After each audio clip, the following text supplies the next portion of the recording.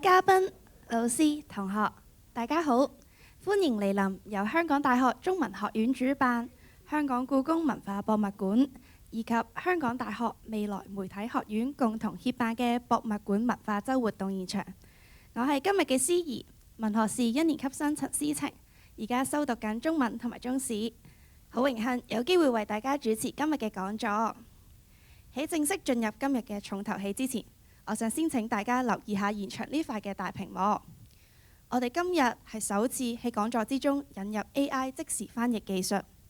科技與人文嘅碰撞總係充滿驚喜。作為一項前沿技術嘅初步嘗試，若果翻譯過程之中偶有未盡完善之處，煩請各位多多包涵。言歸正傳，今日我哋好榮幸可以邀請到香港歷史博物館前總館長丁新豹教授為我哋作為演講。丁教授係香港史研究嘅權威，畢業喺香港大學中文及中國歷史系，長年服務香港歷史博物館，主導博物館嘅發展同埋常設展香港故事嘅策展工作。丁教授嘅研究範圍涵蓋孫中山、華僑史、香港中西區歷史以及早期華人社會等。退休之後仍然活躍喺學界同埋文化界，現任香港中文大學歷史系客席教授以及名譽高級研究員。丁教授以生動幽默嘅講解著稱，經常主持講座同埋導賞，致力普及香港歷史，係推動本土史教育嘅重要力量。咁喺開始今日呢個精彩嘅演講之前，我想請大家呢，坐得埋少少，我哋嚟一張大合照先，同埋舉起你哋手中嗰個博物館文化週嘅牌啊！唔該晒大家。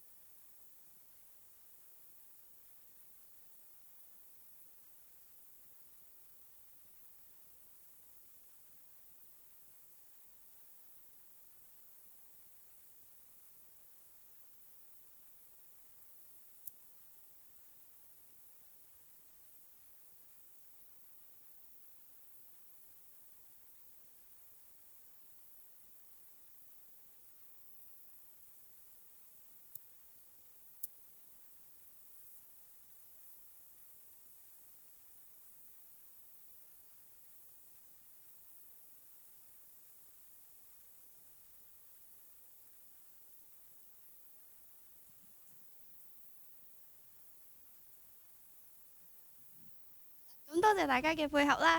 而丁教授呢，今日嘅講題就會係博物館的歷史詮釋和演繹。咁事不宜遲，我哋有請丁教授。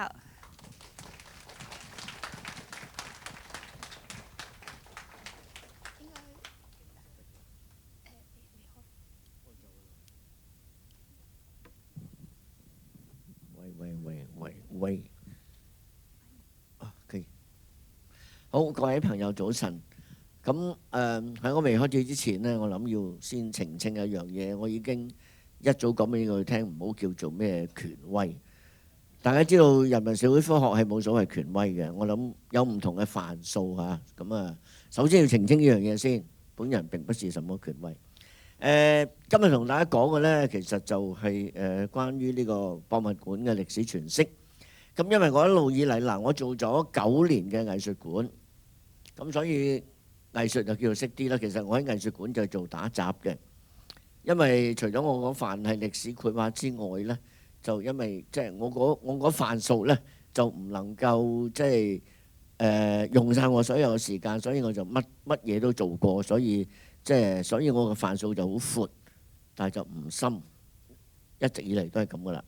咁然之後呢，我就去咗歷史博物館，咁所以面對嘅呢，就係長期面對一個問題，就係所謂歷史詮釋問題。我諗如果唔係讀歷史嘅人呢，就唔知道咩叫做歷史詮釋嘅。呢樣嘢其實係相當刁鑽嘅。咁當然呢，就係需要你對歷史有一定嘅認識。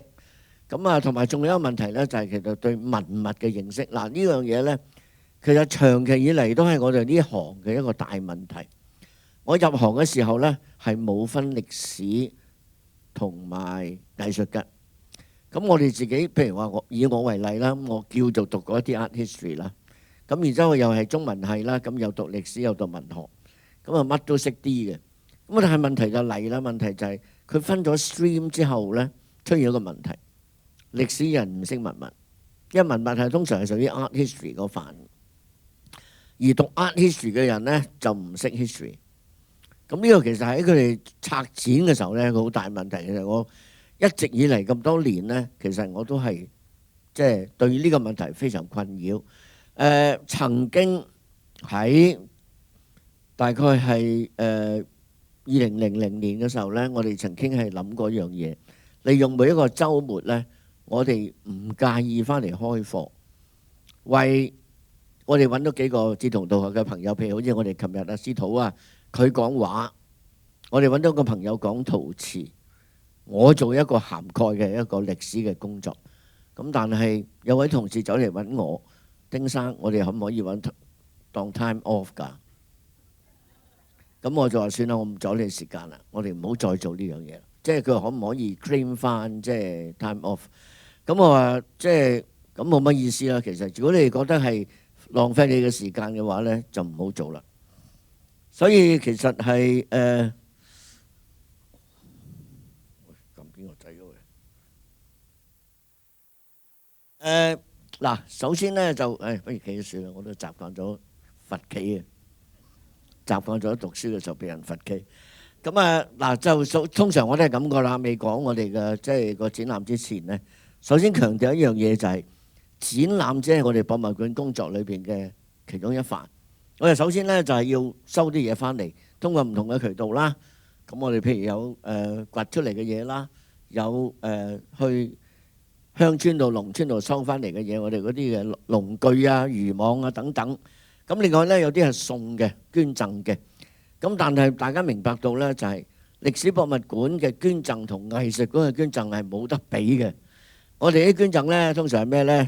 我幾疑問啦，你嚟我屋企收嘢啦咁。咁啊，所以呢，我哋收埋好多咩？知唔知啊？我哋收埋好多呢個縫紉機啊、衣車啊。我哋收埋好多衣車，我哋講明唔收衣車啊，唔好搞我啫。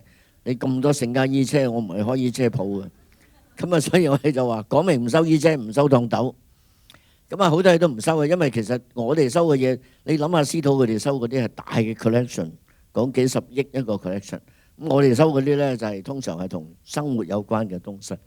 咁啊，另外當然我哋會買少量嘅嘢嘅嚇，咁啊，即係我哋會買少少郵票啦，啊，其實主要都係買郵票嘅啫。咁啊，然之後我哋要即係要揾個倉嚟到收藏佢，咁但係知道香港呢個地方呢，就係好難揾到一個大嘅倉。我哋嘅博物館面積唔係好大，所以呢就係倉庫係一個長期嘅大問題。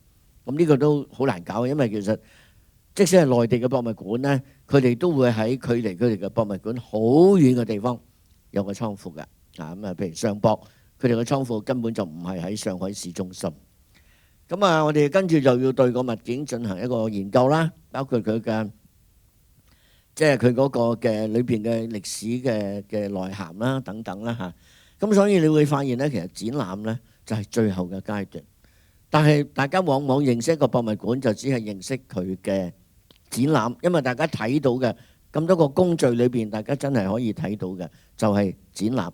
咁啊，你個博物館做得好唔好呢？通常就由你個展覽嚟到評定嘅啊。咁首先就係咁樣樣。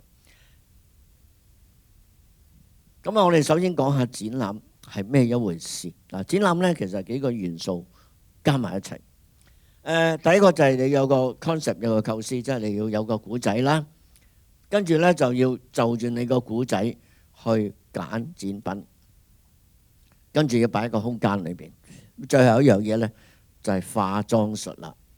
就係設計，其實四樣嘢係一個點講呢？係一個 interaction 嚟嘅，即係唔係話即係其實好多嘢要遷就嘅嚇。譬如話你我哋因為我哋始終係以一個實物嚟到展示嘅一個博物館，所以我哋唔可以完全冇實物底下去展示一啲嘢呢。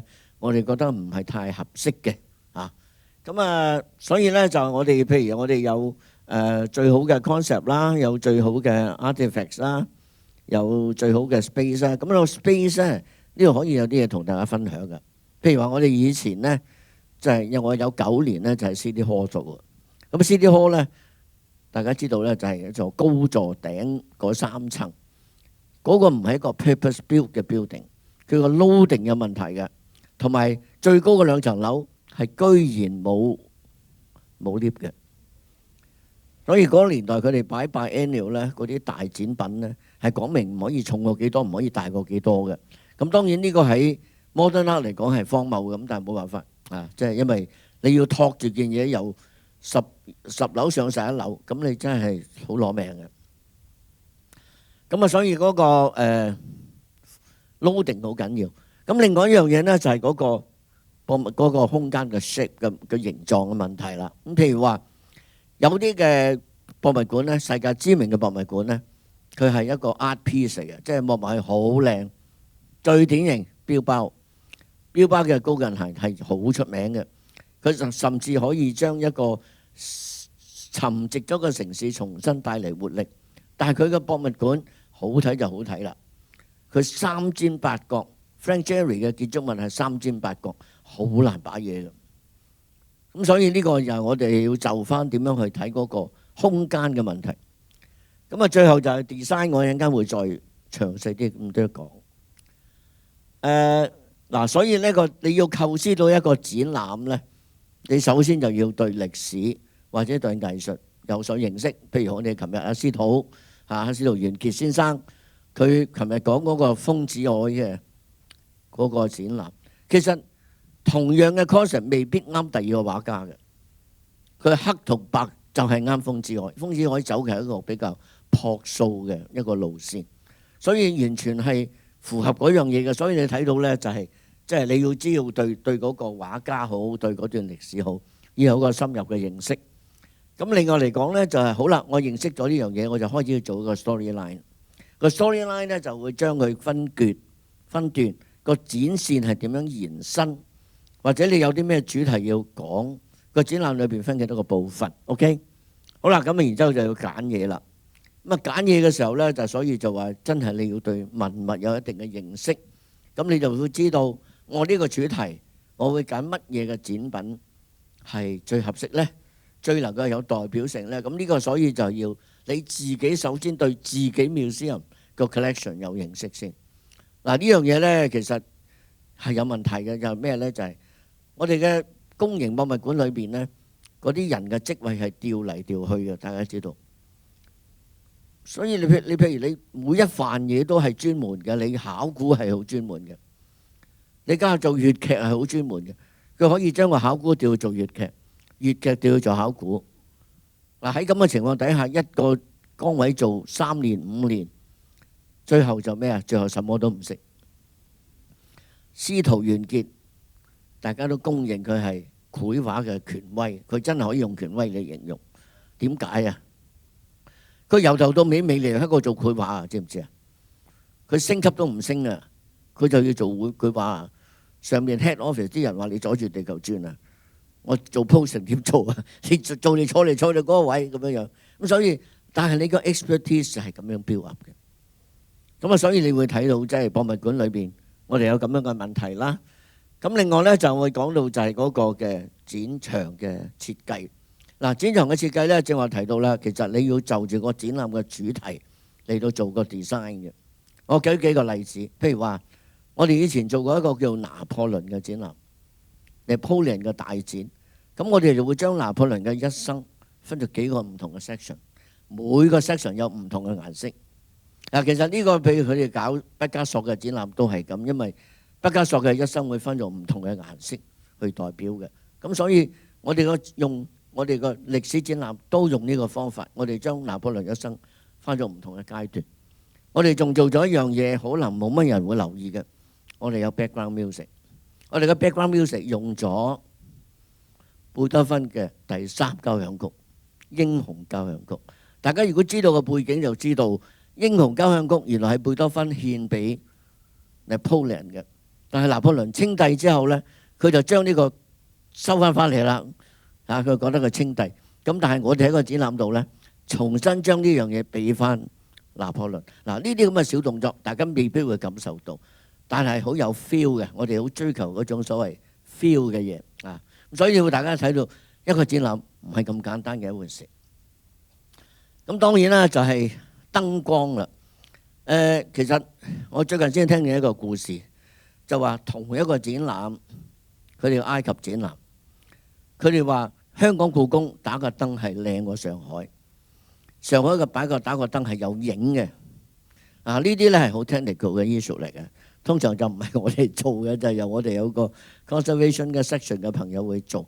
但係呢啲嘢就係少少嘅嘢係好緊要嘅，就係佢打個燈，而且另外個燈就係嗰個展廳裏邊嘅氣氛嘅營造，亦都係靠燈光嚟到營造嘅。啊，通常大家會覺得比較暗啦，其實就原因就係因為你係進入咗另外一個空間，咁佢就用一個比較暗嘅環境去營造嗰個空間。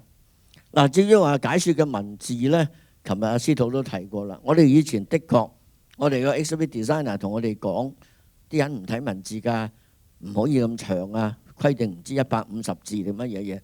咁但係發現香港啲同學仔嚟抄嘅，所以150字唔夠嘅。咁當然依家有個絕招就係呢個 QR code 啦。咁呢個的確係一個解決問題嘅一個方法，因為有個問題喺邊度嚟呢？有個問題就係話，你擺個好細嘅展品，一個好鬼長嘅 caption， 睇落去完全都唔 match 嘅啊！咁另外我想講嘅一樣嘢就係喺個展櫃裏邊係絕對介太多嘢喺度嘅。我成日舉一個例子就係，你個展櫃裏邊有一件嘢呢，嗰啲人就會記得嗰件嘢係乜。你個展櫃裏邊有10件嘢呢，佢揦一揦就行過。我舉嘅例子就係港島原爆館。港島原爆館佢有個絕招嘅，佢個 display case 裏邊呢擺咗一個飯盒，一個便當盒。咁當然啦，因為原子彈嘅緣故呢，個便當盒係完全成個係 deform 咗嘅。佢就擺咗個盒喺處呢，佢就話乜乜乜子。嗰朝佢阿媽往常咁做一個愛心嘅便當俾佢，佢就帶住呢個便當返學，咁佢就唔使再講噶啦。OK，你睇見嗰個咁嘅白飯盒變咗個型嘅飯盒呢，你就會聯想到嗰個女仔變咗乜嘢嘢，然之後會再聯想到佢屋企人知道呢個噩耗之後嘅反應係點，你會越諗越難過嘅。啊，呢個係絕招嚟嘅。擺展覽唔係要擺10件嘢擺埋一齊，但係呢樣嘢我成日都覺得我哋喺內地呢，好多時嘅 caption 呢係寫到劍拔弩張，係唔需要嘅。呢啲咁嘅嘢係重感人，你係用呢個方法。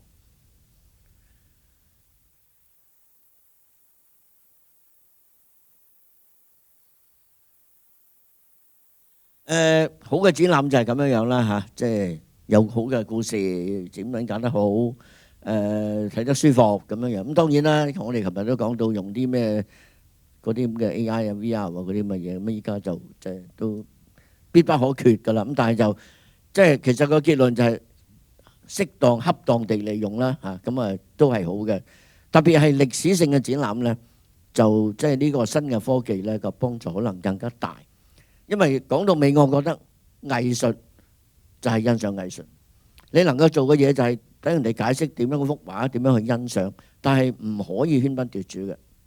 但係歷史嘅展覽呢，因為歷史嘅展覽唔需要一定要求係原件嘅，我哋複製件都可以。我哋係歷史嘅展覽係講個故事嘅啫，唔係要欣賞嗰件文物本身，所以係有差別嘅，係唔一樣嘅。咁啊，琴日都講過啦嚇，呢4類展覽啦嚇，即係絕對避嘅就係最拉尾嗰個。咁但係有時避唔到嘅嚇，即係大家知道，即係我哋係公營博物館咧，我哋有啲展覽唔想做都被逼要做。咁啊，即係唔想再講落去啦，大家都可以估到係乜㗎啦。嗱，一個咁嘅展覽嘅流程啦，咁啊一個好簡單嘅流程啦。咁啊呢個咧就係。即係自己做嘅展覽啊，就唔係借展嘅。嗱，咁你首先有個故事大綱，跟住咧就住故事大綱去揀展品，咁有啲係自己博物館㗎啦，或者係一啲嘅譬如我哋香港係博物館，我哋可能向文化館或者藝術館度借展，或者甚至有啲係本地嘅藏家嘅有嘅嘢，咁我哋都會問佢借啦。咁跟住咧就要安排點樣運過嚟啦，喺人哋屋企運過嚟啦嚇。咁啊，如果係外邊嘅展覽咧，就比較複雜嘅，就點樣去買保險，點樣喺外邊運過嚟，呢樣比較複雜。咁跟住就要講即係展場嘅設計啊、圖錄啊、制定宣傳策略。我哋其實以前真係冇乜宣傳策略。我一間講嘅有幾個展覽其實係好精彩，但係全部都係叫好不叫座嘅。咁啊，其實我哋係公營博物館咧都還好，因為即係基本不缺錢啦，可以咁樣講。但係如果係即係譬如好似故宮嗰啲咁咧，就好弊。即係你做個咁好嘅展覽，但係又唔係好叫座咧，其實就好嘥嘅嚇。咁啊，大家跟住睇嗰啲咧，就係即係都係一般咧咁樣做嘅嚇。嗱，首先我講嘅第一個展覽就係 George Chinnery 嘅展覽，大家未必會認識 George Chinnery。George Chinnery 咧1774年出世，1852年喺澳門去世。佢亦都可以講係19世紀嚟到我呢個地區其中一個最出名嘅畫家啊，亦都係最有 talent 嘅一個畫家。咁啊嗱，我就咁樣睇。如果呢個展覽嗱，呢個展覽咧其實唔關我事嘅，即係好老實。呢個屬於藝術館嘅，因為成個 historical picture 嘅 collection 咧都係喺香港藝術館嘅。但係我自己咧就想喺我退休之前咧，因為呢份係我嘅老本行，我做咗9年，咁所以我就想喺歷史博物館做翻個 George Chinnery 嘅展覽。而當時歷史畫喺香港藝術館係打入冷宮，其實好得意嘅，即係你發現咧嗰個館長佢係嗰份咧，佢就係做嗰份嘅啫。其他啲係打入冷宮，咁所以我話你打入冷宮，我做，咁所以我咧就做咗呢個 George Chinnery 嘅展覽。我做嘅時候咧就會將佢分做4個 section， 就係佢嘅一生就係喺英國出世，喺英國 Royal Academy 讀藝術，跟住咧佢就去咗印度。咁啊點解去印度咧？咁啊好易解釋嘅，因為我諗英國本土嘅競爭太犀利啦。當時嗰啲畫家好勁嘅，嗰啲嘛 Turner 嗰啲根本都唔係個皮，咁所以佢哋唯有就走到印度。然後印度咧 British India 咧有好多商人喺度，佢就主要咧就係同啲商人畫 portrait， 咁啊賺錢嘅嚇。咁啊，但係身邊咧佢又會點樣去走咗去，即係走咗嚟我哋今日大灣區咧？咁有嘅講法嘅，有個講法咧就係因為佢去印度嘅時候咧，佢已經撇咗個太太㗎啦。咁啊，身邊個太太要話嚟印度抄佢啊，咁所以佢就話即係哎呀，不如我走去澳門啦，因為仲遠啲添。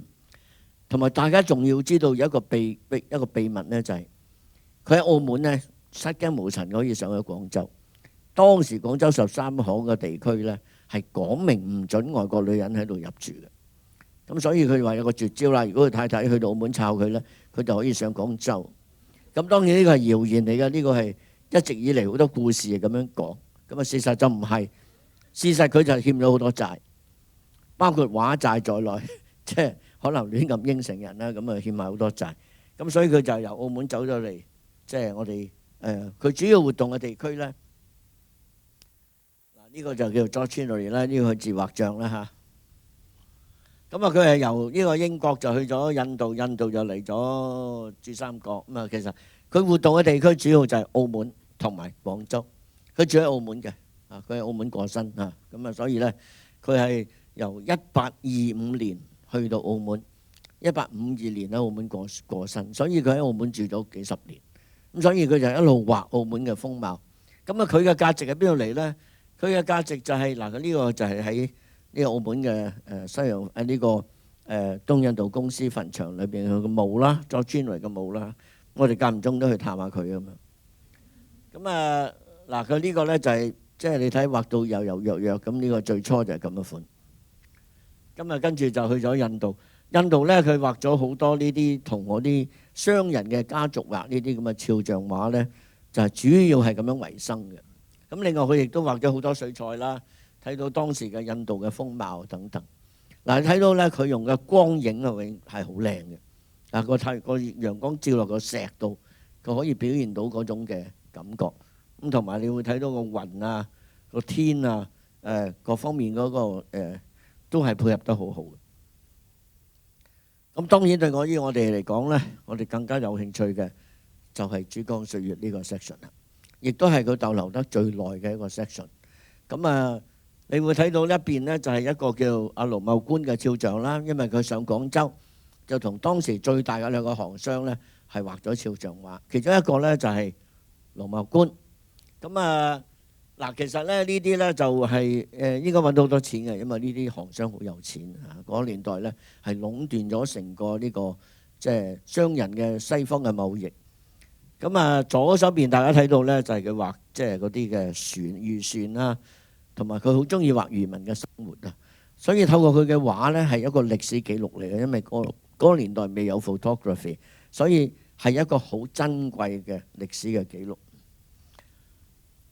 呢個係當時嘅首富啊，叫做好得意啊，佢係孝瓜，佢其實叫做浩官。大家明白到佢哋原來係福建人嚟嘅，咁所以佢嘅孝瓜咧就變咗浩官啦。咁啊，但係其實佢嘅名叫做伍炳鑑，西人就唔知你伍炳鑑咩炳鑑，總之咧佢就叫做孝瓜就 first， 孝瓜就 second， 孝瓜就 third。咁啊，第一代係孝瓜第一世，第二係孝瓜二世，孝瓜三世。係咁樣嚟講噶啦，咁所以呢個即係呢個就係 Chinnery 嘅，就係 Chinnery 畫孝瓜嘅傑作咧，我就冇辦法揾翻啦，因為其實香港病好鬼緊張，連網上都冇。嗰張係佢嘅傑作嚟嘅，咁啊擺喺邊度嚟嘅咧？擺喺佢哋個 director 嘅 office 嗰度。我哋借嗰時候係借到嘅，即係直頭借咗，香港病都肯借俾我哋嚇，擺喺佢個總裁嗰個辦公室。一幅係貓瓜，一幅就係啊孝瓜，兩個瓜喺度。咁啊呢個另外就係當然啦，呢個就係即係呢個渣甸啦，William 渣甸啦，亦都係即係最早喺香港買地啊！我哋成日提到 East Point 東角買地嘅就係呢個 William 渣甸啦。咁呢個亦都係 Chinnery 畫嘅。咁我諗呢幅畫好值錢，因為佢畫咗呢幅畫之後咧，渣甸係請佢嚟香港，因為佢係嚟過一次香港，但係佢好唔中意呢個地方。嗱，我哋睇到呢啲咁嘅畫咧，其實佢個價值咧係即係記錄咗當時嘅即係廣州嘅風貌。咁啊，當時嘅廣州咧，就係你會睇到呢幅畫咧，就係第一次鴉片戰爭之後重建嘅面貌。所以咧就係變成咁樣樣。咁但係睇到咧嗰度嗰個教堂咧係1847年起嘅。嗱，我哋點樣去滴呢啲畫咧？我哋就靠個教堂有冇啦，1847啦，同埋有時喺呢幅畫冇嘅，有時會有啲洋船啊，嗰啲paddle steamer 啲輪船喺度。咁我哋會 check， 譬如佢 Spark， 我哋會 check 下 Spark 呢隻船或者 Willamette 係幾時係呢個係講香港同廣州之間嘅渡輪嚟嘅啊。咁啊，我哋會睇到即係有隻花艇啦，呢度有隻花艇啦。咁啊，亦有隻嗰啲咁嘅即係海關嘅巡捕嘅，好似隻白竹咁樣嘅船啦嚇。咁啊，所以即係佢有個歷史價值喺處咧，就係睇到當時嘅面貌係點樣樣，而當時係未有照相術嘅。咁我哋就走去認啦。其實我9年匿埋喺藝術館就走去認呢啲係邊度，嗰度係邊度。咁我但係依家今日再睇咧，我就呢幅嘢我可能係認錯咗。因為我一路都話呢個係海珠炮台，我相信呢個未必係海珠炮台，因為佢似乎距離嘅岸比較近。當然啦，Chinnery畫嘅時候，佢嗰個 perspective 係點樣樣，我哋唔知。如果係咁近咧，呢個好可能喺河南叫做紅炮台，或者叫做係叫做咩啊澳洲炮台，對，澳洲炮台。咁所以我哋唔敢包。我相信可能澳洲炮台嘅機會係仲會大過海珠炮台。咁我哋就係認啲咁嘅嘢。咁呢個就係佢長居嘅地方，澳門啦。亦都係我哋以前最中意去嘅地方，就係好靚嘅南環。即係哇，真係嗰個 Playa Grande 真係冇得頂。咁啊，所以你睇見哇，真係當時好有詩意，所以佢好中意澳門啊，所以佢喺澳門定居咗嚟之後咧，佢就邊處都唔使去啦。咁大家遠處睇到嗰個就係東望洋炮台，東望洋啦，嗰度又有個燈塔啊等等啦。咁啊，然之後咧亦都係會見到呢個聖保羅教堂啊。咁呢個咧就係嗰個媽閣廟對出嗰度啦。咁佢好中意畫呢度嘅。我懷疑佢呢個唔知係咪但係呢幅畫你睇佢呢個水彩畫得好靚，睇佢嗰啲顏色啊各方面都係非常之好。咁所以就係話雖然本來係一個藝術嘅展覽，佢就變咗一個歷史嘅展覽。當然佢亦有即係佢嘅藝術性喺處。呢個咧就有趣啦。佢真係嚟過一次香港嘅啫，1846年渣甸請佢嚟香港。呢個畫咧畫咗一樣好我哋即係好少見嘅嘢。第一咧睇見左手邊隱約見到咧就係美利樓，1846年已經有㗎啦 ，Mary Building， 即係依家走咗去赤柱嗰間。咁隔離呢個咧原來係香港第一間教堂，因為嗰年代聖約翰座堂未起，可能未落成未起啊，咁所以咧就先起咗個搭咗一個好臨時性嘅教堂喺度做禮拜。咁所以你會睇到呢個咧就係佢講明咧就係即係最早嘅一個 Old Church 喺度嚇，咁就係即係其實就係花園道差唔多落花園道左定右我都唔敢包嚇，總之就係一個咁嘅位置。咁即使一個咁簡單嘅展覽咧，你睇見我哋嘅借展單位都唔簡單。有 local 嘅，有海外嘅，有澳門嘅，甚至咧係 Peabody Essex Museum 咧就係喺 Peabody 呢個地方啊，即係 Boston 在上嘅。咁另外有啲 private collectors 啦，咁所以同呢班人即係打交道咧，都係唔係好容易啊！我記得我初入行嘅時候咧，真係俾人串到爆㗎，真係好，即係好，佢根本睇你唔起嘛，係嘛？咁同埋咧，仲大件事咧，就係有次揩花咗個畫框，哇！真係惡到不得了啊！走嚟投訴又呢又路咁，總之嗰個年代好麻煩。咁所以你都要即係忍受呢啲嘢㗎啦嚇。呢個唔講啦，太煩。好啦，我哋開始講歷史展覽。我哋做咗幾個，即係我自己覺得幾有意思嘅展覽。第一個咧，呢個就係呢個展覽啦。呢個展覽係同陝西省文物局合作嘅，咁所以展品係我哋揀嘅，我哋去揀嘅。咁我哋揀嘅時候咧，我哋就揾一個主題，因為當年佢 offer 俾我哋嘅咧就係秦嘅嘢同埋漢初嘅嘢。我哋就會將佢包裝啦。我強調，我哋從來都唔做真品展嘅，真品展留俾藝術館做。我哋一定要有個 historical context。要有個意義喺度，唔係純粹係真品，因為我哋唔係藝術館，唔係文物欣賞。咁所以我哋睇到呢樣嘢呢，就係一批係秦嘅嘢，一批係漢初嘅嘢。所以我哋就將佢包裝成一個係即係由秦統一六國到漢朝文景之治嘅時候，所謂崇尚黃老之術，與民休息。所以你就發現咗兩樣唔同嘅嘢。首先一樣嘢就係嗰啲咁嘅兵馬俑啊、嗰啲框嘢。咩文景之治咧，景帝個陵推土嗰啲咧，就係狗仔啊、豬仔啊、牛仔啊、馬仔啊，就一個強烈對比嚟嘅。即係你睇到佢哋好重視農桑啊，即係嗰個因為秦咧，我諗用個民力用得太犀利，所以到漢嘅時候咧就要慢慢休養生息，呢個係好重要嘅。所以我要喺文物度反映到我呢個主題。咁跟住我就改咗個名叫做《戰爭與和平》，就即係偷咗托爾斯泰嘅名著嘅名。咁其實每個展覽嘅名唔係容易改嘅，知唔知啊？都係好花腦筋，因為你要朗朗上口，但係又唔可以太過艱辛嚇。一陣間我講俾你聽，我哋有個展覽名咧，我老細捉咗我上去話啲咩嚟嘅？我心諗你唔識嘅罷啦。所以你睇到咧就係當然啦，首先就係兵馬俑必不可少啦。咁但係咧就有樣嘢好有趣嘅，就係呢樣嘢特登揀嘅。你睇咗呢樣嘢，你會諗到乜嘢呢？佢居然可以成個盔甲係將無數嘅石打成一塊塊方形，轉4個窿，然之後再揾啲嘢穿上去。佢係發現數以萬計呢啲咁樣嘅盔甲係石嘅盔甲，咁你就知道，你可以想像到秦始皇陵裏邊佢用，即係佢嗰種用民力嘅嗰種奢侈法係幾咁厲害。只不過係佢一個陵墓裏邊一個陪葬坑，就可以會咁樣搞法嘅。其實你就會諗到，一方面你諗到佢好威，可以統一六國；二方面你會諗到咁樣用法民力，佢嘅國力係唔可以維持。咁所以你每一件展品你一定要有個心意喺説，係嘛？咁所以我就睇到呢個盔甲呢，就有件好有趣嘅嘢，就係佢呢個係。其實佢哋發現嘅時候呢，係成紮嘢嘅啫，成紮石嘅啫。咁然之後慢慢先逐漸將佢砌翻。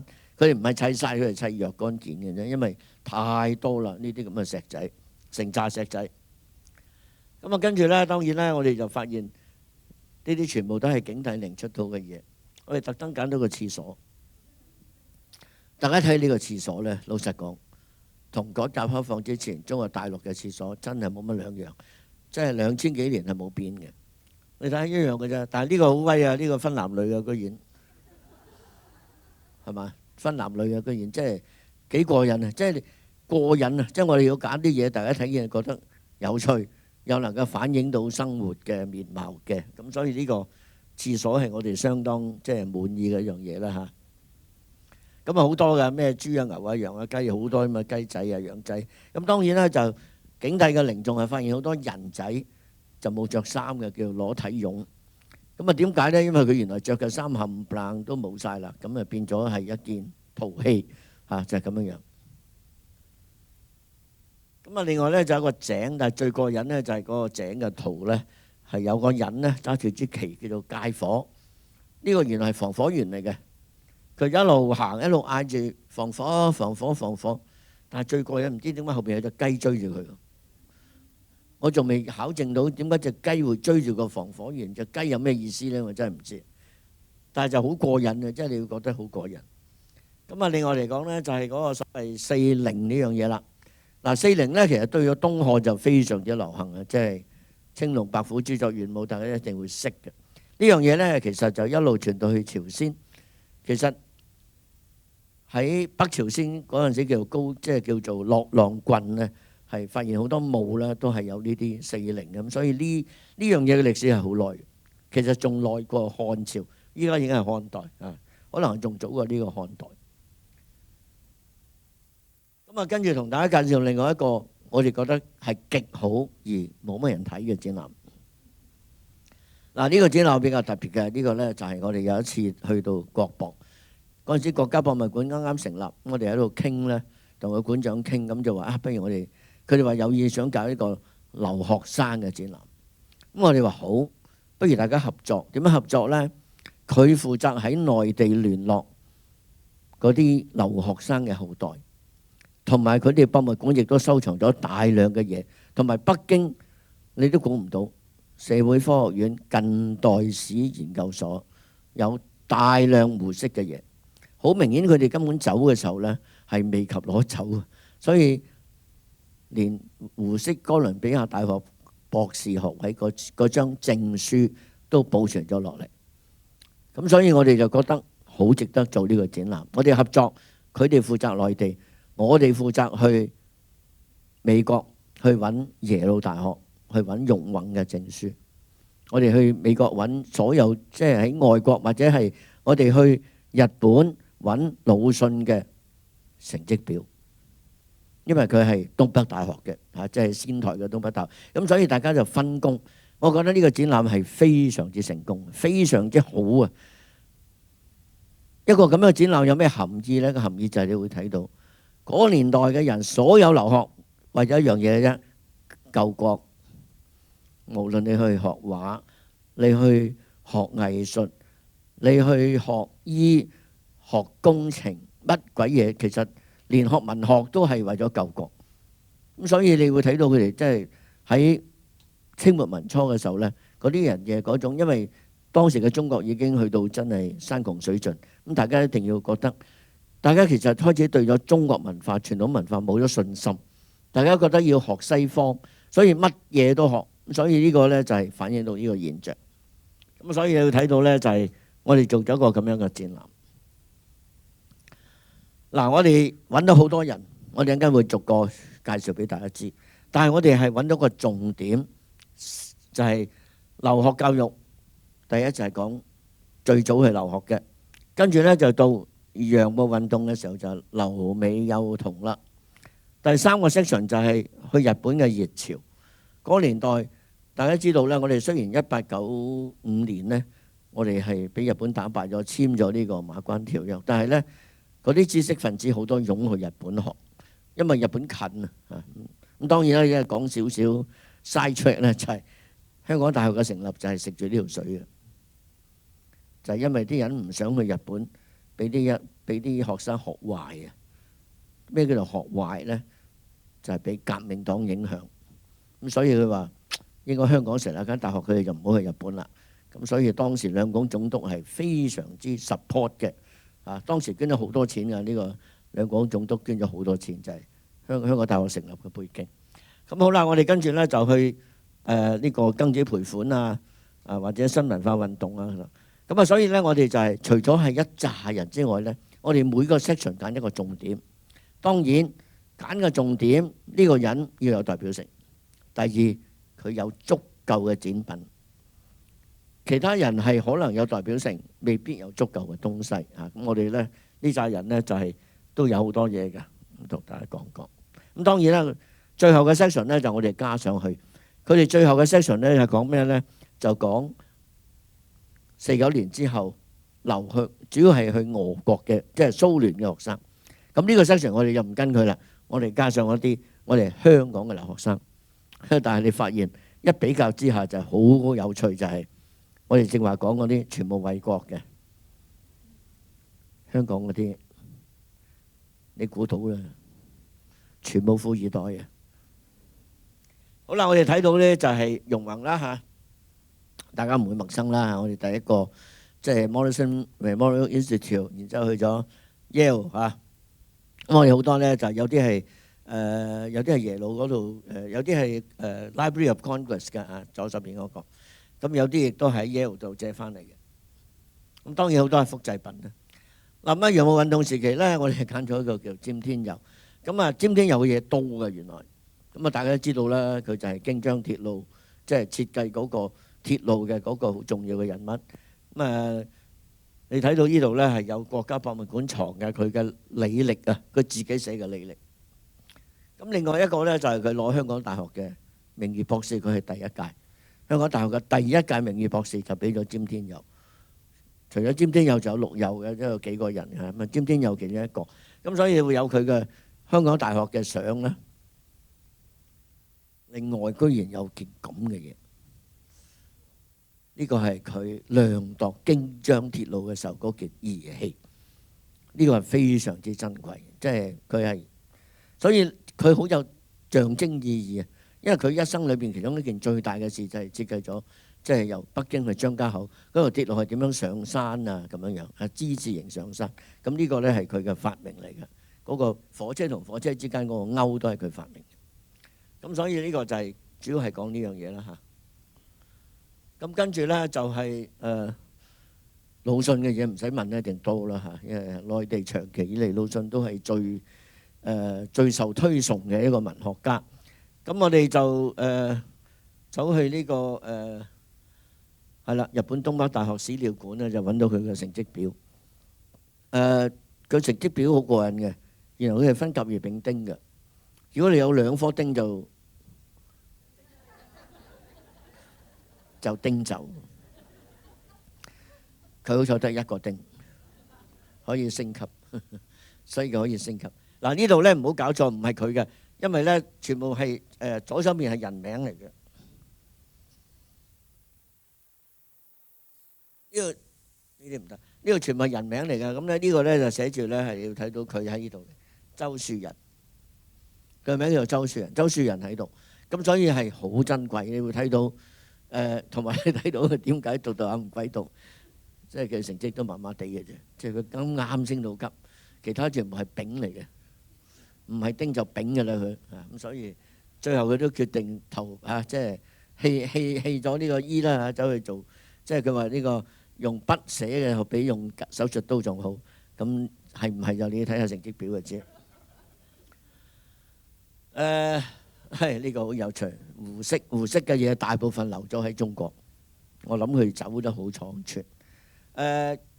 左手邊就係佢攞名譽博士學位即係同阿何東兩個人一齊。右手邊呢就有封好有趣嘅信，如果大家讀下呢，你就會笑，即係會心微笑嘅。咁叫冬壽賢者如見，下間得加持寄來嘅小影一幅。得之如晤好似見到你，好似見到你咁收封相。咁然之後呢，就係係如晤對一室 ，sorry。咁歡喜感謝之至。阿適呢，即係我自己咧去國4載遊半，今尚須再留此1年半。若民國5年呢之秋呢，就可以歸國啦。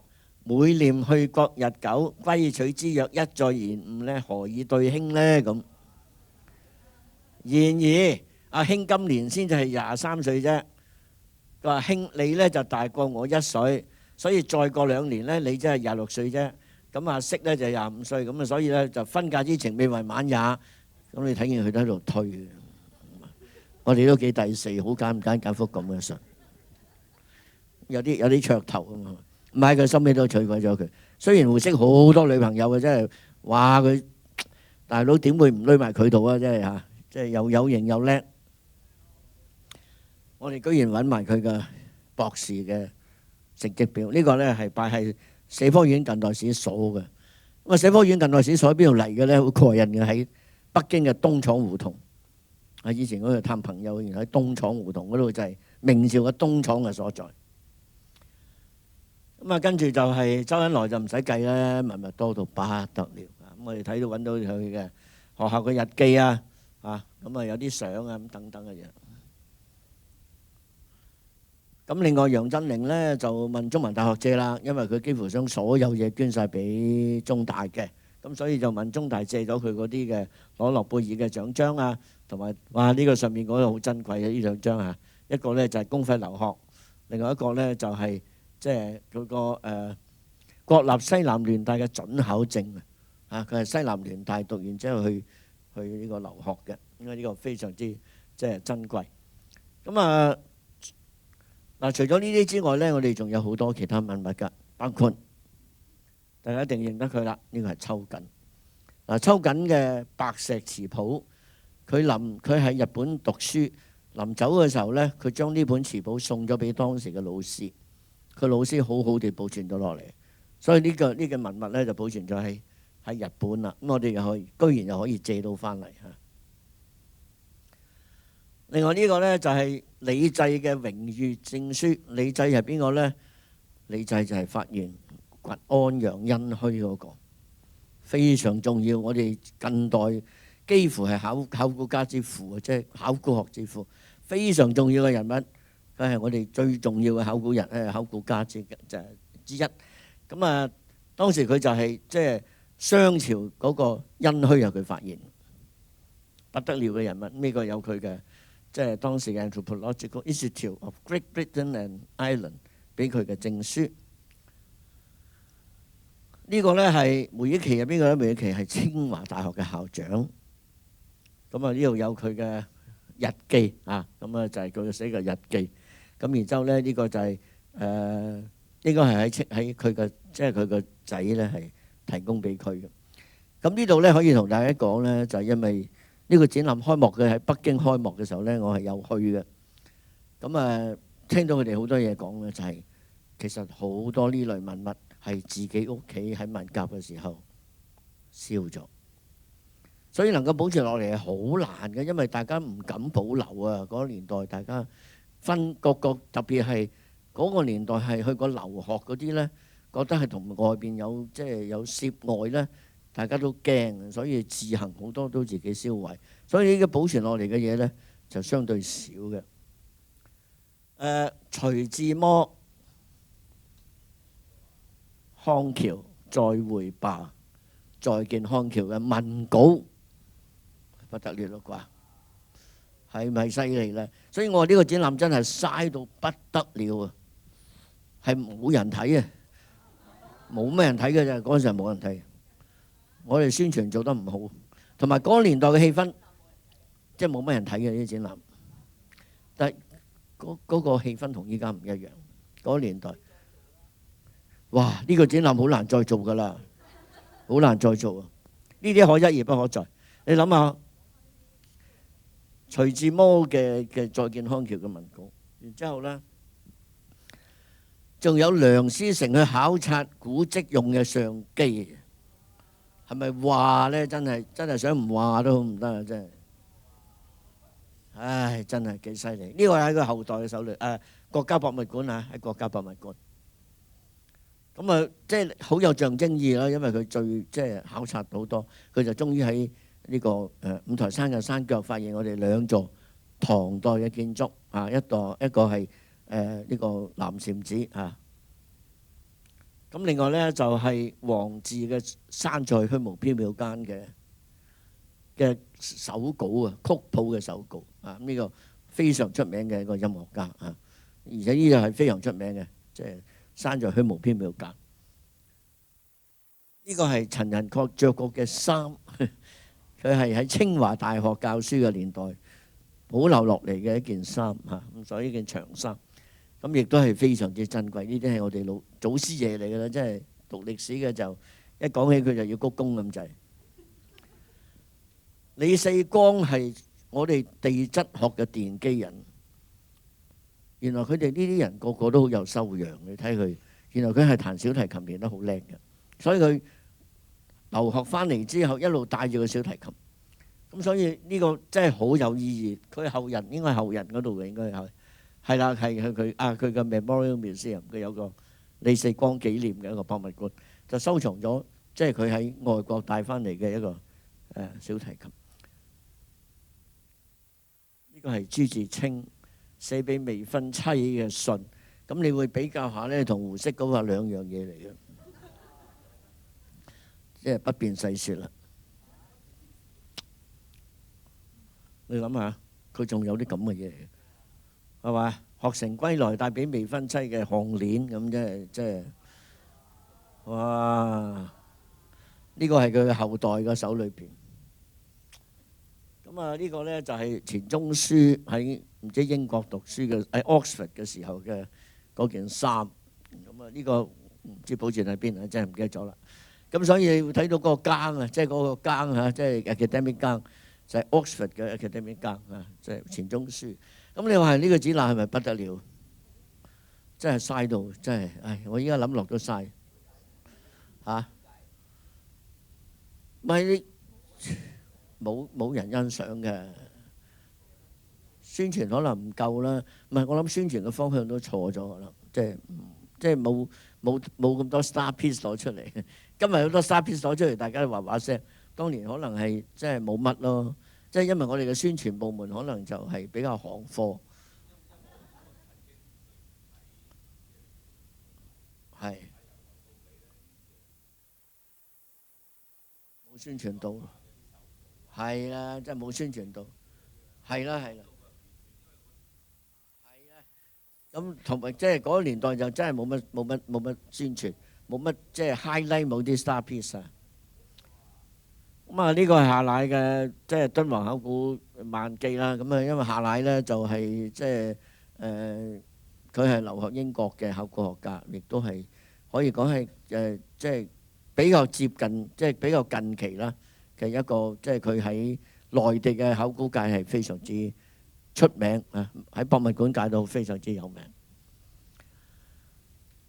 就有呢一紮。嗰啲就好簡單啦，高劍虎林封面嗰啲好簡單。咁但係你睇下呢，真係幾厲害嘅，係咪？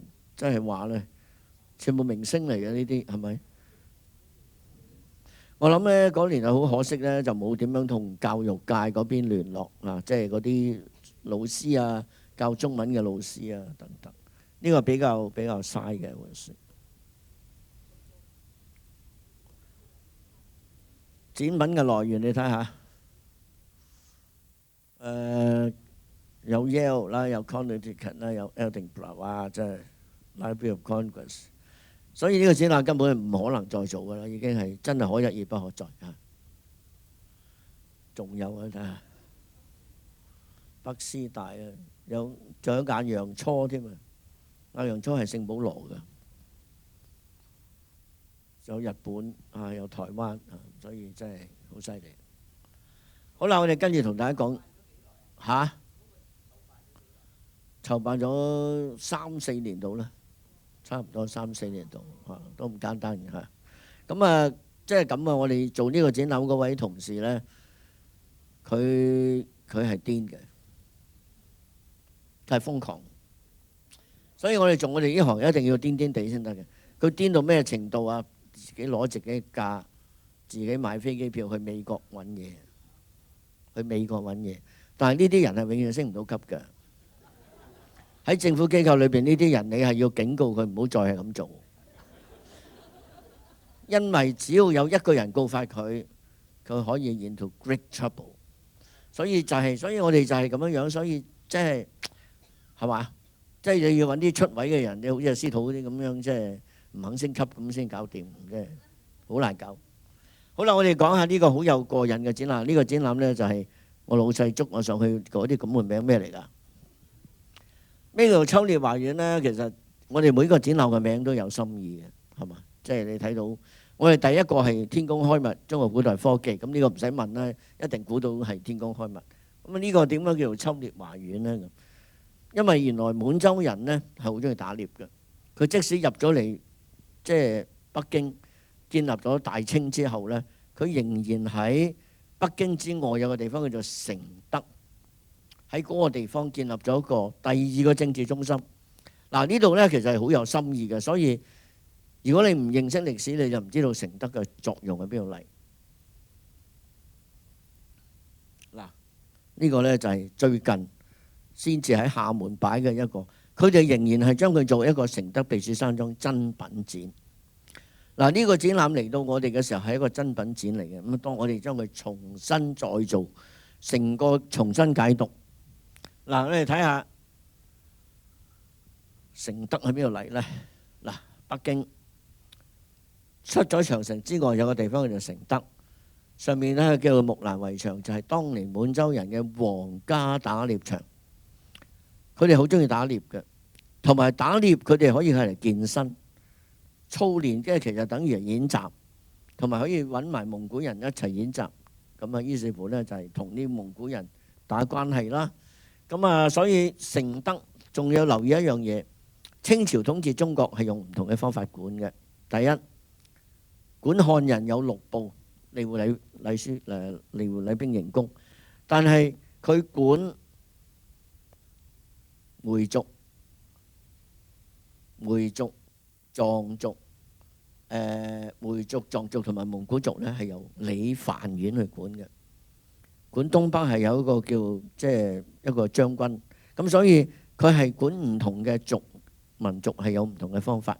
咁啊，承德呢其實就係佢管藏族、回族、蒙古族嘅一個中心，所以佢終於喺呢度接見咗麥卡尼。呢個有心意嘅，大家要知道承德個意義喺邊度，先知道佢點解會喺承德度接見英國嚟嘅第一個大使 Lord Macartney， 因為佢當佢係外藩。OK， 嗱，所以你知道呢個，你就知道承德個作用喺邊度嚟。我哋就喺呢度嚟到重新去構思個展覽點樣做。OK，咁所以呢就係呢個就係木蘭圍牆。依家北京人呢，夏天就喺呢度避暑嘅，佢哋識自己揸自家遊啊，去到呢度避暑，係一個好靚嘅地方。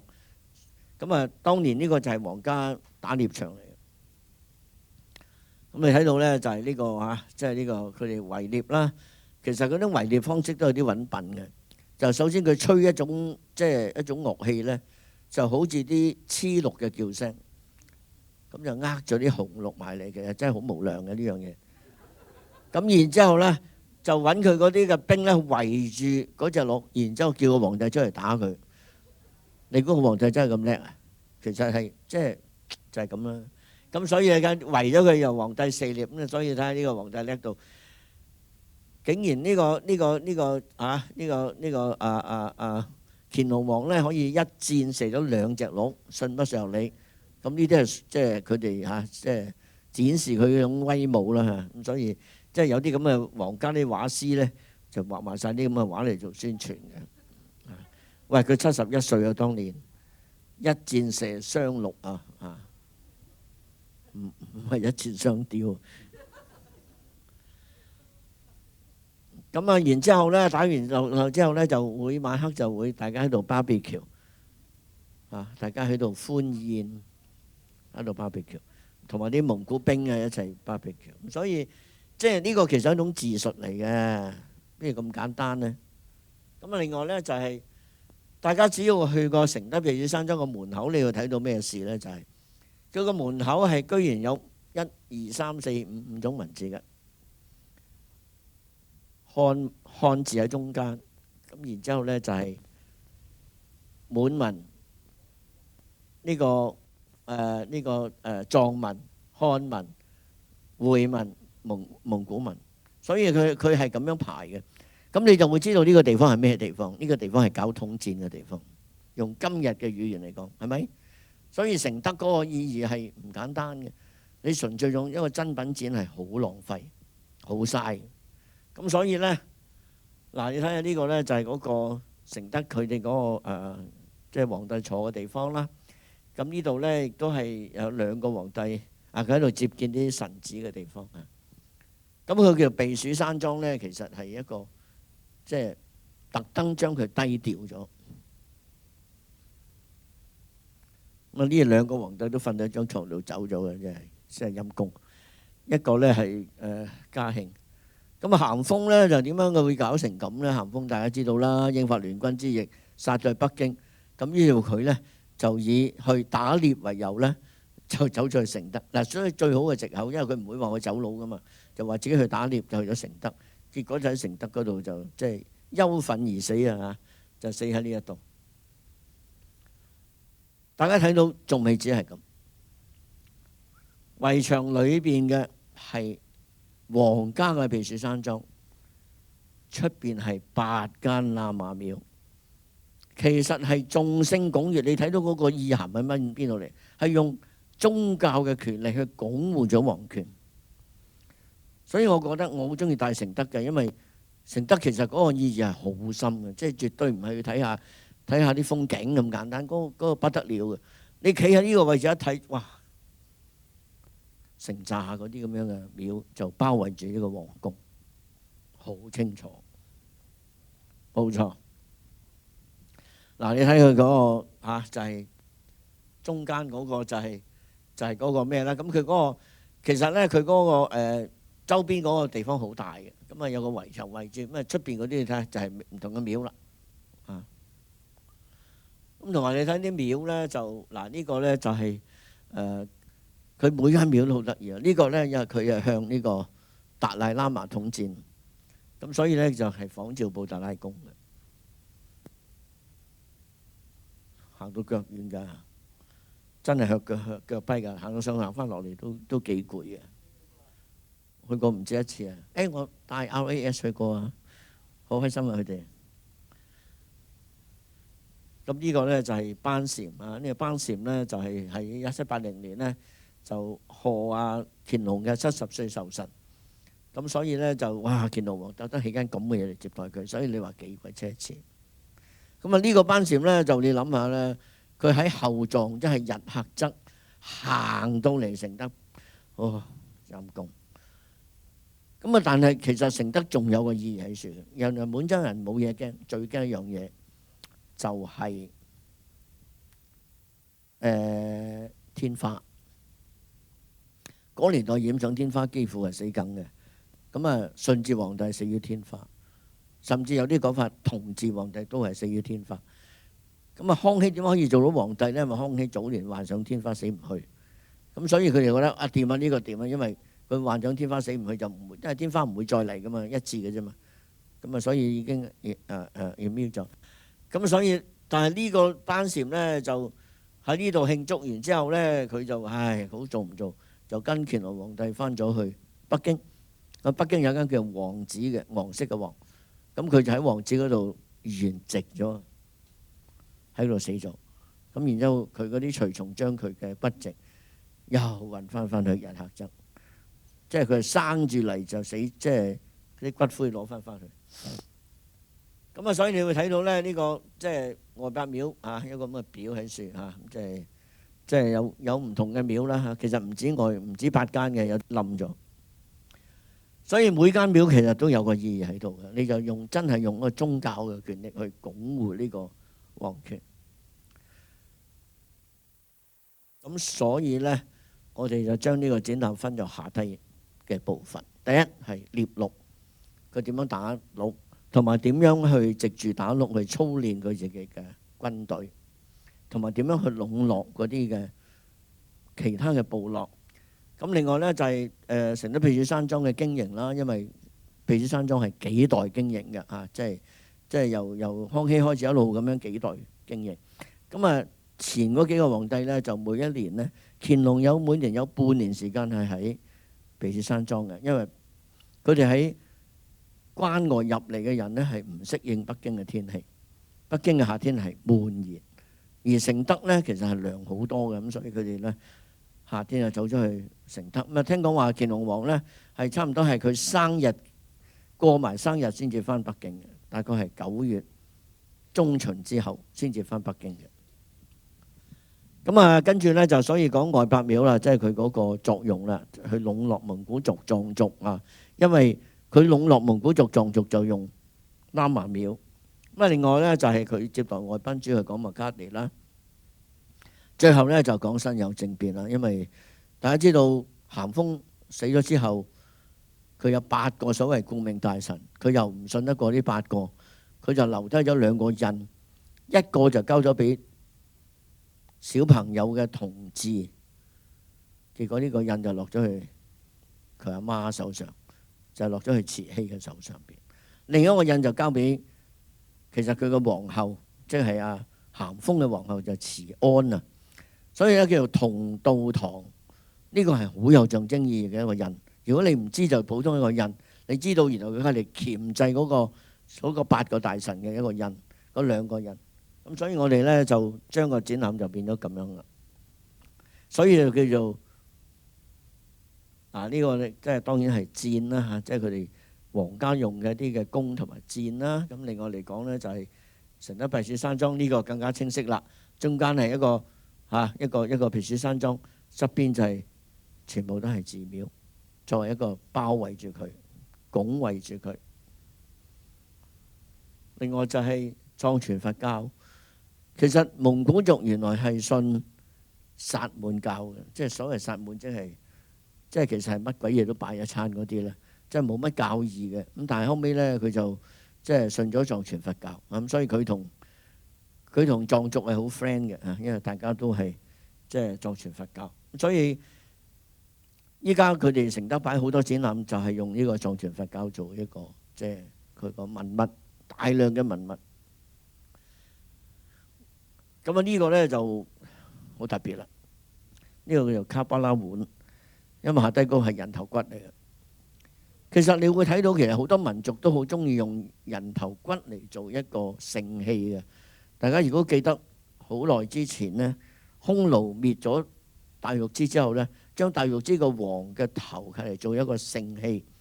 其實呢樣嘢唔係咁稀奇嘅，因為原來佢哋藏族都興呢樣嘢嘅。咁就係嚟做一個人頭骨嚟嘅嚇。咁啊最好笑就係嗰個卡巴拉呢，原來喺馬拉話裏邊都係人頭骨咁解嘅，因為我都無意中發現。咁所以睇到呢個就係印度傳過嚟。咁當然啦，呢個場合就 William Alexander 嘅名作啦。William Alexander 就係當時隨住 Lord Macartney 咧，就係嚟到中國嘅。咁啊，佢就畫咗好多嘢啦。咁睇見咧就係即係呢個左手邊呢個就係乾隆皇一路咁樣入嚟啦，係喺個有檔橋咁樣樣。咁啊呢個右手邊咧就會睇到Lord Macartney咁樣樣。咁當然啦，呢個就係提及到所謂叩頭嘅事件啦，出名嘅。咁其實麥卡尼當時提出嚟嘅嘢呢，即係我哋而家睇到好感慨，就係經過幾十年之後，經過2場打仗，全部俾晒英國。即係佢當年要求嘅嘢就冇俾佢，但係經過2場仗就係咪俾咗佢，仲俾突添。咁所以即係唔好講，即係好難講呢樣嘢嚇。咁但係正話提到啦，嗱就係佢即係送嘅禮物啦。咁就係呢個就係同道堂嗰個，即係好有象徵意義嘅，因為OK。呢個就好有象徵意義嘅，因為呢個就係即係辛酉政變，我哋最後一個題材就係講，因為最後呢就係因為佢哋慈安同慈禧有呢個印，佢用佢呢個印，最後就將嗰8個加埋有恭親王奕訢嘅幫助，就將8個顧命大臣全部剷走晒。咁其實係一場政變嚟嘅。呢個呢就係慈禧就可以掌權啦。咁呢個亦都係隨住同治小朋友嚟嘅啫，咁所以慈禧就掌權，咁所以呢個係好重要嘅喺歷史上，咁所以我哋會有呢2個印，咁一個叫同道堂，一個叫御賞，咁就一個印喺慈安手上，一個印就擺咗喺同治嘅手上，但係同治嘅手上即係慈禧嘅手上，因為佢係小朋友。咁就仲有15分鐘呢，我就即係快快地講埋呢樣嘢。咁我哋呢就要做一個孫中山博物館。咁呢個係一個上面即係要我哋做。咁而我哋覺得有意思嘅，因為孫中山先生的確喺香港讀過書。咁呢幅呢個呢就係即係場地啊地方啦。嗱，呢個地方係非常理想嘅。點解咁講呢？因為就佢唔大唔細。我哋只係得3件孫中山文物，點擺啊？所以我哋話要做嘅時候，我哋頭都大晒，點做呢？所以咧見到呢間嘢啱啱好嘅，唔大唔細。最初呢就好多構思㗎。我哋本來想要中環嗰間，以前嗰間律政，即係前法國傳道會大樓啊。點解去到發現全部嘢發晒毛㗎？原來嗰間嘢即係濕到呢，因為佢喺山邊呢，好濕啊，所以唔啱使。最初呢，又係拆咗今日嘅 PMQ 嚟起，重新起一個孫中山館。咁我哋話起得嚟呢，就即係乜都瞓啦。咁所以即係我又要諗我要退休啊，千祈唔好搞我。所以就最好揾到呢間嘢啊，真係唔大唔細。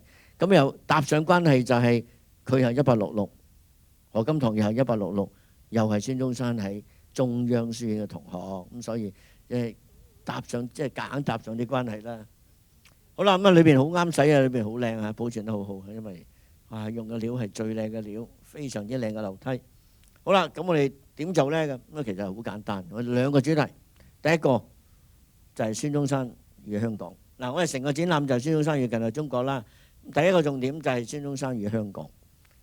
咁呢幅相大家一定會見過1億次㗎啦，差唔多嚇。咁幾清㗎呢張相啊。咁即係1923年2月20號。咁當時好巧妙地係由學生會會長請佢嘅，同學校冇關係。嗱，好巧妙嘅。學生會嘅會長係邊個呢？就係何東嘅仔何世劍。何世劍咁所以呢，就當然何世劍就坐喺孫中山隔離。咁孫中山另外一隔離呢，就係孫科。咁呢個大家都知啦嚇，唔使再講啦。咁求學時期呢，就有班老友記啦嚇，咁大家都志同道合。咁另外呢，就即係其實仲有一樣嘢嘅，佢因為佢好熟香港，就好多個起義都係利用香港做一個策源地。咁另外就有班 friend， 呢班人呢好支持佢嘅，又咩李玉堂啊、林護啊呢班人啊，即係成班都係基督徒咧。所以我哋就發現其實佢喺香港嘅時期，佢同基督教關係好密切。喺香港受洗，住喺傳道人嘅屋裏邊。佢同即係好幾個牧師嘅關係都好密切。但係知唔知孫中山點去讀醫啊？就係因為佢想傳道啊。嗰個年代基督教傳道2個方法，第一就係開學校，第二就係行醫。孫中山早年嘅時候係好有宗教熱情嘅，所以佢就要讀醫嚟到宣揚即係呢個基督嘅精神。好啦，咁呢個呢就係即係孫中山。第二個就係孫中山時期嘅香港。咁呢啲呢，我諗快快地啦，即係無謂嘥時間。講下啲展品用過。嗱，我哋只係得3件嘢啫。嗱，呢幅相係錯嘅嚇，sorry，呢個係孫科嚟嘅，唔係孫昌嚟。嗱，呢個係佢仔嚟嘅，sorry，呢個搞錯咗。嗱，孫中山咧就我哋博物館只係得一件嘢嘅最初。呢件嘢咧係阿 Doctor Park， 係咪 Doctor Park 定係 Doctor Park？Doctor Park 去到黃隱，見到呢封信話你哋冇用啊，咁啊攞走咗，就交咗俾我哋。嗰個年代真係乜都得嘅喎，歷史博物館。如果你講邊個邊個Hayes 咧，就更加誇張啦，將啲廟啲嘢攞晒嚟俾我哋，二話不説，嗰啲廟祝都唔敢追，唔敢嘈佢，所以我哋好多啲廟啲嘢都唔知邊度嚟嘅。咁嗱，呢個孫昌咧，其實就係即係孫眉嘅仔。大家知道孫中山去到夏威夷就喺度讀書啦，其實一路都係孫眉，即係可以講係接濟佢嚇，唔使佢做嘢，俾佢讀書。咁所以孫中山咧，對於佢即係孫眉嘅獨子啊，第一個得一個仔嘅啫，孫昌係非常愛護嘅。咁所以佢要孫昌一路跟住佢嚇，結果咧就愛佢等於害死佢，因為最後去到喺呢個黃埔軍校嘅時候，孫眉有一次過海嘅時候，過海嘅時候打錯燈，因為好多燈號嘅，咁結果被亂槍射死嘅。咁自己人射死嘅，咁所以孫中山好傷心，因為即係嗰時佢嘅阿哥又走咗啦，咁結果即係連呢個唯一嘅呢個侄都死埋。咁好彩佢就即係即係佢有2個仔啦，有2個孖仔嚟嘅。呢個孖仔後尾就由宋慶齡湊大，以作補償都全部都係讀培正嘅。咁呢個咧就係我哋收尾亦都收翻嚟嘅，喺一間行船館嗰度收翻嚟嘅嚇，就係博愛。咁大家知道孫中山寫過17個博愛嘅。咁呢個咧又係幾珍貴嘅，因為咧呢個係關景亮嘅結婚證書。咁關景亮個太太咧就係喺夏威夷翻嚟嘅，就係孫中山介紹嘅。咁所以你睇到咧就嗰個即係結婚證書上邊咧個證婚人咧就係新一聲。所以呢個就即係超為呢個字好珍貴，有新一聲呢個字喺説嚇。咁呢個亦都係我哋收翻嚟。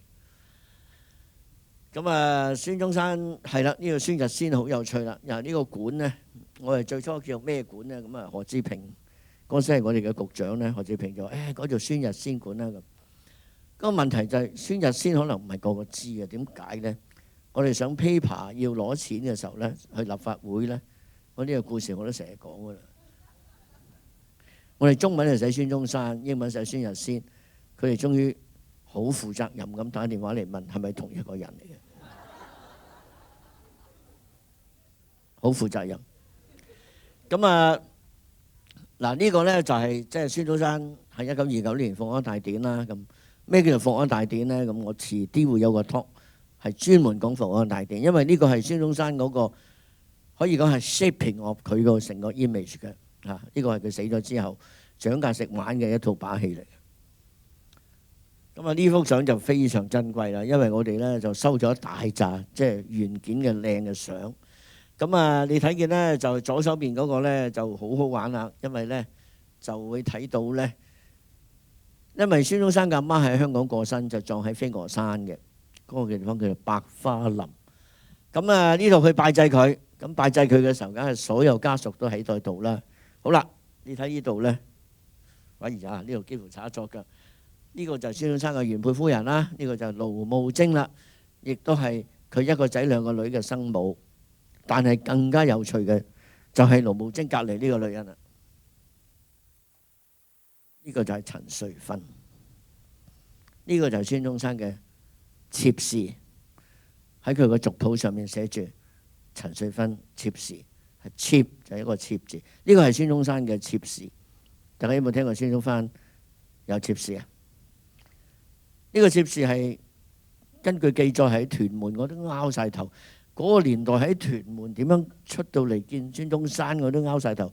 又冇車，又冇船，又冇屯門公路，點出嚟呢？我唔知啦。行路，唔知啊。總之一個謎嚟嘅。嗱咁啊，大家真係喺呢度睇到孫中山嘅兩個夫人都喺晒度啦，咁啊非常罕有嘅。咁另外咧就係佢同兩個女一齊啦，孫中山嘅罕有笑嘅相，好少會笑嘅孫中山，都算係笑啦。咁但係咧好陰功啦，就你睇見左手面呢個女咧，你睇見佢唔係肥，佢係腫，因為呢幅相影咗之後冇幾耐佢就走咗啦。佢就走咗啦。佢係腎病，你睇佢咁樣肥法係唔對路嘅，即係佢係根本係腫。咁啊，另外一個女咧就好坎坷啦，即係不過呢度唔好講啦，講到今晚未講完，非常坎坷嘅呢個孫婉嘅。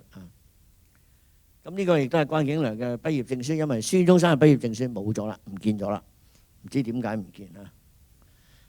咁呢個亦都有由曾嘉麗家族捐出嚟嘅。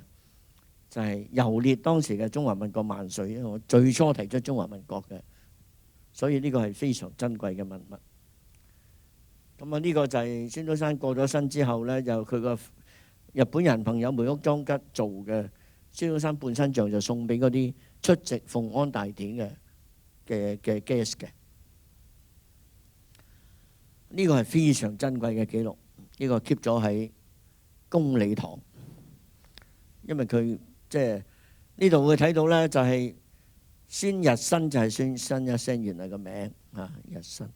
咁咧佢就係睇見香山社鄉村嗰度寫住 banished， 即係流放啦。咁所以呢個應該係仲簽咗佢嗰個幫佢受洗領洗嘅嗰個喜加里牧師嘅簽名喺度啊。呢個係依家仲 keep 咗喺公理堂嘅呢個，我哋個複製品嚟嘅。咁啊，同埋我哋揾咗一樣嘢就係人哋冇嘅，就係。我哋比較強調孫中山同基督教嘅關係。嗱，呢樣嘢呢，無論係台灣同大陸都唔會講嘅。佢哋覺得孫中山一出世就係革命㗎啦，唔需要受任何影響嘅。咁所以亦都更加即係基督教喺大陸就更加唔想提添啦。咁所以我哋又強調咗佢同基督教嘅關係。咁啊，亦都有道濟會堂，佢成日去揾阿黃玉初牧師。嗰年代佢哋有個咁樣嘅聖桌，我哋又借嚟擺。咁啊，另外嚟講呢，就內地又借咗呢啲展覽啦。咁呢個呢，就係佢喺博濟醫院讀醫嘅時候用過嘅顯微鏡頭。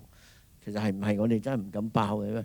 大家明白呢類咁嘅文物呢，其實係一個大問題嘅，就係佢話係就係啦，我哋冇辦法考證嘅，無法考證啊，係咪？或者指紋得唔得？你估？咁呢個呢就係仲威水讀過書嘅衫。咁另外呢就係呢啲就比較有譜啲啦，因為起碼呢啲一睇就知道孫中山嘅字。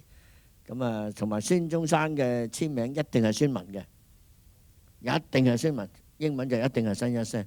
所以唔係孫文新一聲嘅就有問題㗎啦。一定係孫文，而且個文字一定係咁樣查嘅。寫到好似個一象二象嘅象字咁。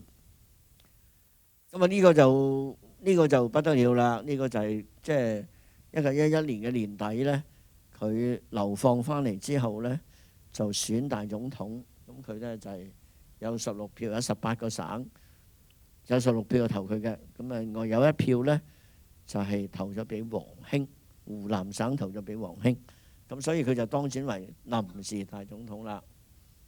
咁啊，點解要重複嘅？嗱，呢個咧就係即係問呢個國家博物館借嘅，當時宣統皇帝退位詔書，非常之重要嘅文獻啦。呢件真係咁你睇見就係袁世凱啦。咁同埋咧就嗰年代好急啊，所以好多個名都係人哋幫佢代簽嘅，寫個假字喺度，假嘅呢啲啦。咁啊呢個咧就有個估嘅，咁我就向政府申請我去台灣，去呢個國民黨總部即係傾嘢，一路都唔批落嚟，佢哋唔敢批。最後我唯有攞架自己買飛機票去台灣，走去國民黨度同佢哋傾。你話我哋做即係其實係好牙煙嘅，即係又係好牙煙嘅嘢嚟嘅，又係俾人一舉報話玩完㗎啦，即係。炒魷魚嘅啫，呢可以好大，依家唔得啦，依家唔敢啊。嗰年代仲可以。嗱嗱，你睇下咧佢西醫孫畢業考試成績表，哇！真係呢啲嘢珍貴到不得了。但係啲字都咁細，我就唔好明。嗱呢個咧就係佢嘅親筆書寫嘅簡短嘅自傳啊，所以係非常之珍貴。大家睇幾睇咧就認到孫中山啲字。咁啊有樣嘢好好笑嘅，孫中山紀念館嗰幾個字咧係孫中山自己寫嘅。嗰個年代咧就有人好中意即係幫人題字嘅，咁我哋好驚某軍咧就會走出嚟幫我哋填寫孫中山紀念館。咁我哋對付方法就只有一個嘅啫，用翻孫中山嘅字，冇人敢出聲，呢個絕招嚟嘅。咁嗱，中華呢啲好珍貴啦，中華革命黨誓約嚇。因為孫中山先生咧，其實佢嘅國民根底係有限嘅，大家知道佢12歲就已經去咗讀英門讀英文啊，咁所以其實佢又有個補習老師嘅，個補習老師翻咗嚟咧就係叫歐鳳慈。歐鳳慈就幫佢改咗日先呢個名。呢批咧就係最珍貴，亦都係我哋真係好無意中發現，就係原來佢嘅恩師康德黎喺離開香港嘅時候，竟然將成個西醫孫嘅 record 攞走咗，攞咗翻英國。咁亦都因為好彩係咁啫喎，咁啲後人就捐咗俾 Wellcome Trust， 咁所以 Wellcome Trust 咧就有啲咁嘅嘢。我去到 Wellcome Trust 攞出嚟俾我睇，我真係手都震晒。我從來冇諗過可以伸雙手捧住孫中山先生嘅試卷。咁當然啦，我問過好多讀 medicine 嘅朋友咧，個個嘅答案幾乎都幾一致嘅，就話考試嚟講幅圖都算係畫得唔錯啦咁。唔知點解個個都咁講咧？試下再問下啲咩敵學生先得，搞唔掂。呢個就有趣啦，又係俾我哋揾到少少堅密嘅嘢。咁依家某個機構咧，今年慶祝唔知幾多年啊，100年啊，就想仿製複製翻呢個菜單。呢個咧，孫中山當晚咧，佢畢業嘅時候咧，就喺山頂柯士甸山嘅酒店。真係你話真係幾誇張？唔係嗰年代已經有咗咩㗎啦，有咗纜車。咁可以上到去咧，就係食呢個餐單。咁一邊咧就係當年嘅餐單，一方面咧就係當年嘅即係要捉走嘅名單。你睇下 The Queen、The Governor、The Royal Navy、The College， 即係其實你反映到佢接受嘅教育係乜嘢教育啊？係有意思嘅，唔係即係同埋你睇下佢食嗰啲嘢，即係有咖喱食㗎嚇。哇！嗰年代已經食 truffle 啦，應該 menu 有個 menu， 就係呢個可以俾半島酒店即係參考一下，因為今年係孫中山誕生160年，所以值得整個孫中山餐單嘅，真係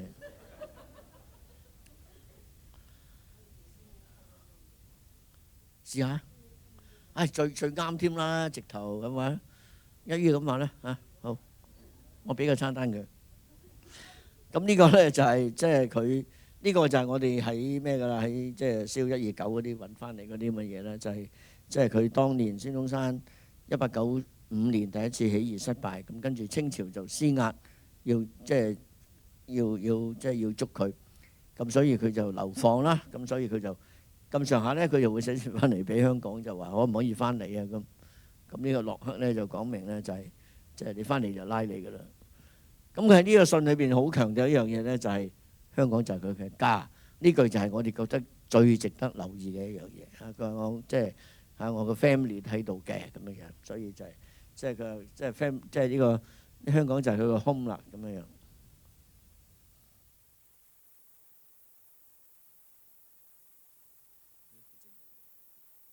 都夠鐘啦，應該係嘛？所以都冇啦，撳落去都冇樣。好啦。差唔多啦，好，多謝大家。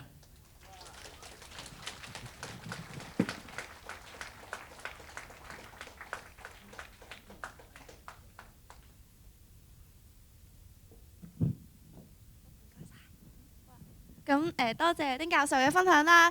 接下落嚟呢，我哋會有一個提問環節嘅，現場嘅朋友可以舉手提問啦，係會唔會有想問丁教授嘅朋友們啊？有問題想問嘅？講白話啦，咁搞博物館呢都有少少接觸嘅。咁問阿丁教授一個問題就係有好多博物館呢人太多，但係體感唔係咁好嗱。例如法國嗰個羅浮宮啦、故宮啦，同埋上博啦，甚至港博啦，呢啲陝西省博物館就更加啦，入都入唔到去啦。咁你點樣去衡量一間博物館人太多體感唔好，人太少就等執笠呢個問題啊？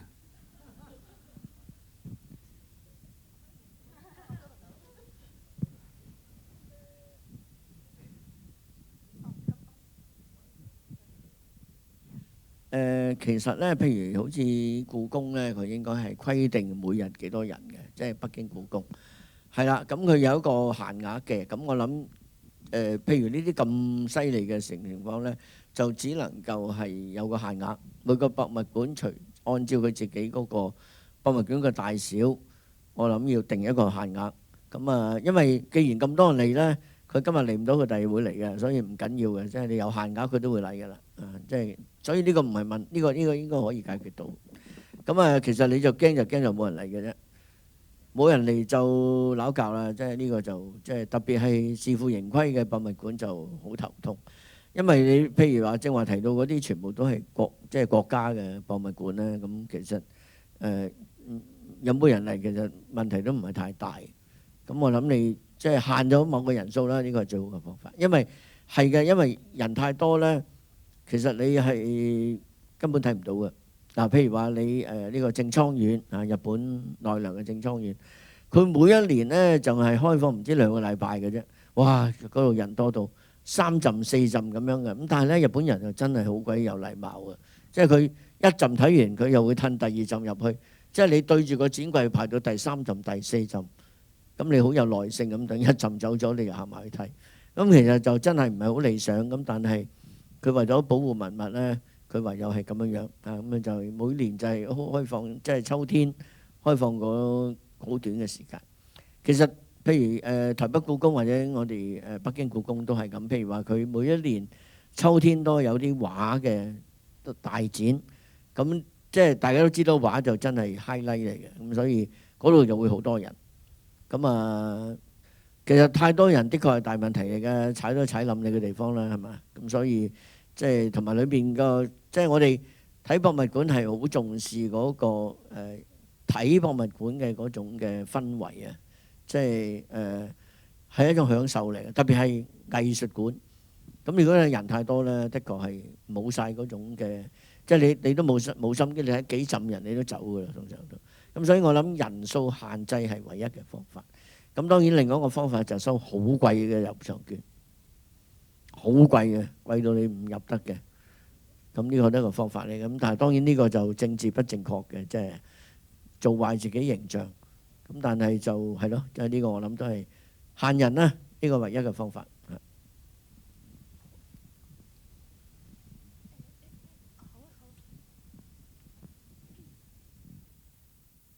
丁教授你好啊，咁我琴日聽完之後咧，咁我出去咧聽到一個比較後生嘅講個電話，我話今日咧嚟嗰啲 the majority 係呢班老嘢嚟嘅，咁啊我即係好開心，我終於有阿叔升呢為老嘢啦。咁咧我就想用呢個話題咧就問翻就話因為譬如我有個女啦，咁我就好想咧去令佢接觸多啲博物館嘅嘢啦。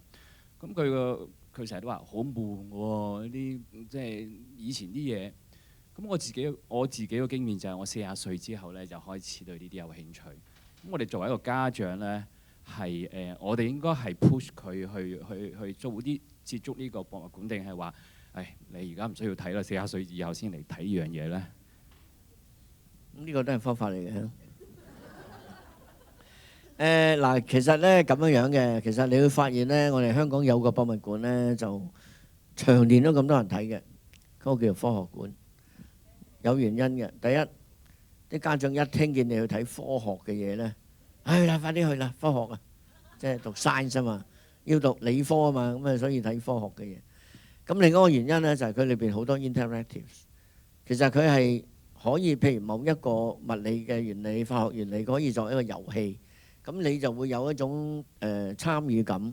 咁啊，依家我哋就博物館其實越嚟越強調就係 interactive，即係要大家有即係唔係純粹一個靜態嘅展示，而係要同佢個觀眾之間有交流嘅咁樣樣。咁當然依家就會有好多手法嘅，咁就即係即係所以我哋每一個展覽咧喺拉尾嘅部分都有一個所謂education corner 教育角。咁嗰度咧就會有一啲比較輕鬆嘅一啲，即係俾啲小朋友喺度活動啊咁樣樣。其實都已經考慮到呢樣嘢㗎啦。咁老實講係難嘅，即係因為你唔可以所有展覽都係互動嘅。長期展覽可以，常設展可以，因為常設展你個投入比較大，同埋個展覽喺度比較耐，咁你可以有好多即係個構思可以一個即係一啲比較即係可以係即係大家有個 interactive 嘅地方。但係專題展係相當困難，其實相當大程度上真係要睇家長啦。如果係咁嘅情況，就要睇家長。如果家長喺屋企裏邊自細培養咗一種對文學啊、對藝術嘅興趣，我諗呢樣嘢好大幫助。冇辦法㗎啦，老實講，學校唔做得幾多嘢，呢個一定係家長嘅問題。家長係自細俾佢讀一啲文學嘅書啊，因為佢有一種嘅欣賞文學、欣賞藝術嗰樣嘢。咁我諗或者細個依家啲好興啊，咩芭蕾舞啊、鋼琴啊、乜琴啊嗰啲係嘛？即係我細個都俾人捉咗去學鋼琴啦。雖然我志在學完琴去踢波嘅啫，即係講係另外一回事啦。咁啊，所以即係我諗係屋企嘅培養。咁啊，當然老師亦都要扮演一定嘅角色啦。咁即係老師應該係唔係純粹係即係做緊返工咯？我諗要即係多啲投入。特別係教藝術嘅老師咁。咁我諗呢個係一種薰陶咧，又好難即係話夾硬嚟嘅，又唔可以一篤而就啊！我諗都係要即係好多時真係要睇屋企裏邊嘅氛圍，學校裏邊點樣教，其實係好難嘅。呢個的確係好難嘅，因為我哋長期都考慮到其實博物館，即係我哋都會分析嘅，即係我哋會隔若干年都會做一啲 analysis，究竟嚟博物館嘅係咩人呢？咁樣樣。咁啊，我哋可唔可以完全係佢哋滿足佢哋嘅需要呢？係有一定嘅困難，只係盡量嘅啫。咁啊，但係有啲嘅題材呢就會好有興趣，譬如你好似埃及展，啲小朋友我諗睇見都覺得好過癮，有啲貓，隻貓好得意咁樣。其實你會用呢啲去吸引佢，或者好似琴日我提過就係恐龍，咁嗰啲小朋友一見到恐龍就好中意嘅。咁但係就唔係個個展覽，你譬如留學生展覽，嗱老實講。佢點會中意睇啊？悶死佢！咁呢啲係冇辦法㗎啦，即係好救，即係救唔到嘅呢啲。除非佢即係自細已經睇《再見康橋》嘅啫。咁我哋唔可以要求佢細細個睇呢啲咁嘅嘢嚇，即係睇朱自清啊嗰陣時讀嗰啲，即係中學裏邊有㗎嘛，朱自清嗰啲係學樓月色啊嗰啲咁樣咩背影啊嗰啲咁。咁啊，即係你除非有嗱，攞細個你就好難㗎，即係起碼中學生。佢如果真係讀過呢啲文章呢，佢可能會有個感情，咁佢睇呢會睇得比較有趣一啲。咁啊，呢個我諗唔係我哋面對嘅問題，呢個係全世界博物館都面對嘅問題，特別係藝術館，因為 art 就係講呢樣嘢，你真係好難搞㗎。因為歷史你都有個 storyline，就係 art 呢係純粹美嘅欣賞，你係講一種修養。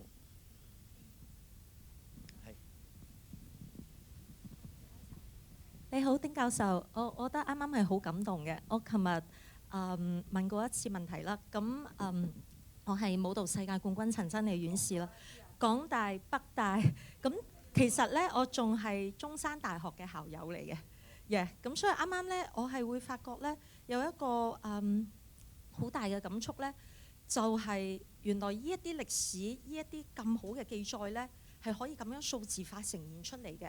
所以我係都會覺得會唔會係喺未來，即係博物館嘅形式未必係線下嘅，佢可以變成線上嘅，而且係更加可以簡單平民化。因為我覺得博物嗰個物嗰嗰個物質，但係而家已經越嚟越數字化啦嘛。包括我哋國家嘅政策都係數字化。咁所以我覺得咁珍貴嘅呢啲資料，會唔會喺未來係變成一種線上化嘅一個形式嚟令到我哋可以更加多去理解到呢啲歷史文化呢？咁樣，其實你個展櫃裏邊呢，有件文物擺喺樹，你寫住括弧複製品已經冇人睇㗎啦，連複製品都冇人睇。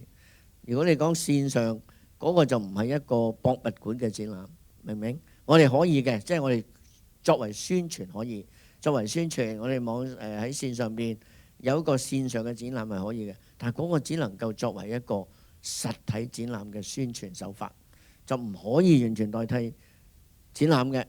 如果唔係呢，根本就唔使我哋做添，即係 AI 就做掂啦。咁琴日提到嘅問題，咁所以我諗嗰個作為宣傳手段係可以，但係呢就唔可以代替實物嘅。如果唔係點我哋即係點食飯啊？真係我哋都係我哋靠實物嘅，我哋一直都強調係要 artifacts 係嘛？所以呢個 artifact 係 A 字㗎嘛，所以一定要 artifact。所以即係我哋就係處理文物嘅。當然啦，有處理文物咧就有好多代價嘅嚇。我哋嗰啲又會發毛，又啲又路咁，又即係又要行溫行濕咁樣樣嚇。咁啊，所以就即係，但係嗰個其實係一個我哋香港又好，或者係我哋中國又好，或者我哋全世界嘅一啲嘅保留落嚟嗰啲嘅實物係反映咗唔同嘅時代。所以文物係非常重要，唔一定係一啲好珍貴嘅文物，只要係一啲有即係嗰個時代嘅嘢，咁啊都係一件文物嚟㗎啦嚇。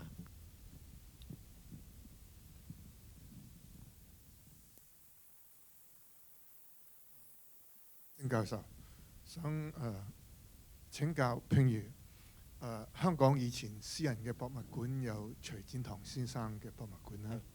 而家有陽明山莊繼續保持佢哋黃氏家族嘅博物館。徐生喺先世前就將佢嘅藏品大量捐贈咗俾香港同埋海外其他嘅博物館。我想請教一個問題：如果私人嘅博物館嘅傳承點樣解決？冇得傳承，冇得解決。我可以好直截了當同你講。私人嘅博物館係極難生存 ，set up 唔難，維持非常之難。當嗰個人仲在生嘅時候，佢好珍惜自己嗰批嘢，佢會花，無論係佢自己物業好或者佢租好，佢都用自己即係好花心機去做一個博物館去同即係人分享。但係佢唔喺度嘅時候，佢後代係咪對文物都咁有興趣呢？係唔係肯花咁多時間去投入去維持住一個咁樣嘅博物館呢？呢個好個大問題。同埋仲有一個問題就係香港係即係你做個私營博物館呢，其實你如果你喺一個做咁嘅普通大廈裏邊呢，其實你好難滿足嗰個即係防火條例啊，即係各類嘅條例好多嘅，大家知唔知啊？即係嗰啲咩娛樂及乜條例啊，防火條例啊，好多條例。其實你要做一個私人博物館，要完全滿足呢啲條例呢，係好難嘅。咁所以你根本就唔係 open to public 嘅，只能夠係 by appointment。嗱 by appointment， 嗱你有個博物館，你要明聽啲嘢，24小時行溫行濕，仲要請人睇住，仲要 staff cost， 唔好睇笑嗰樣嘢。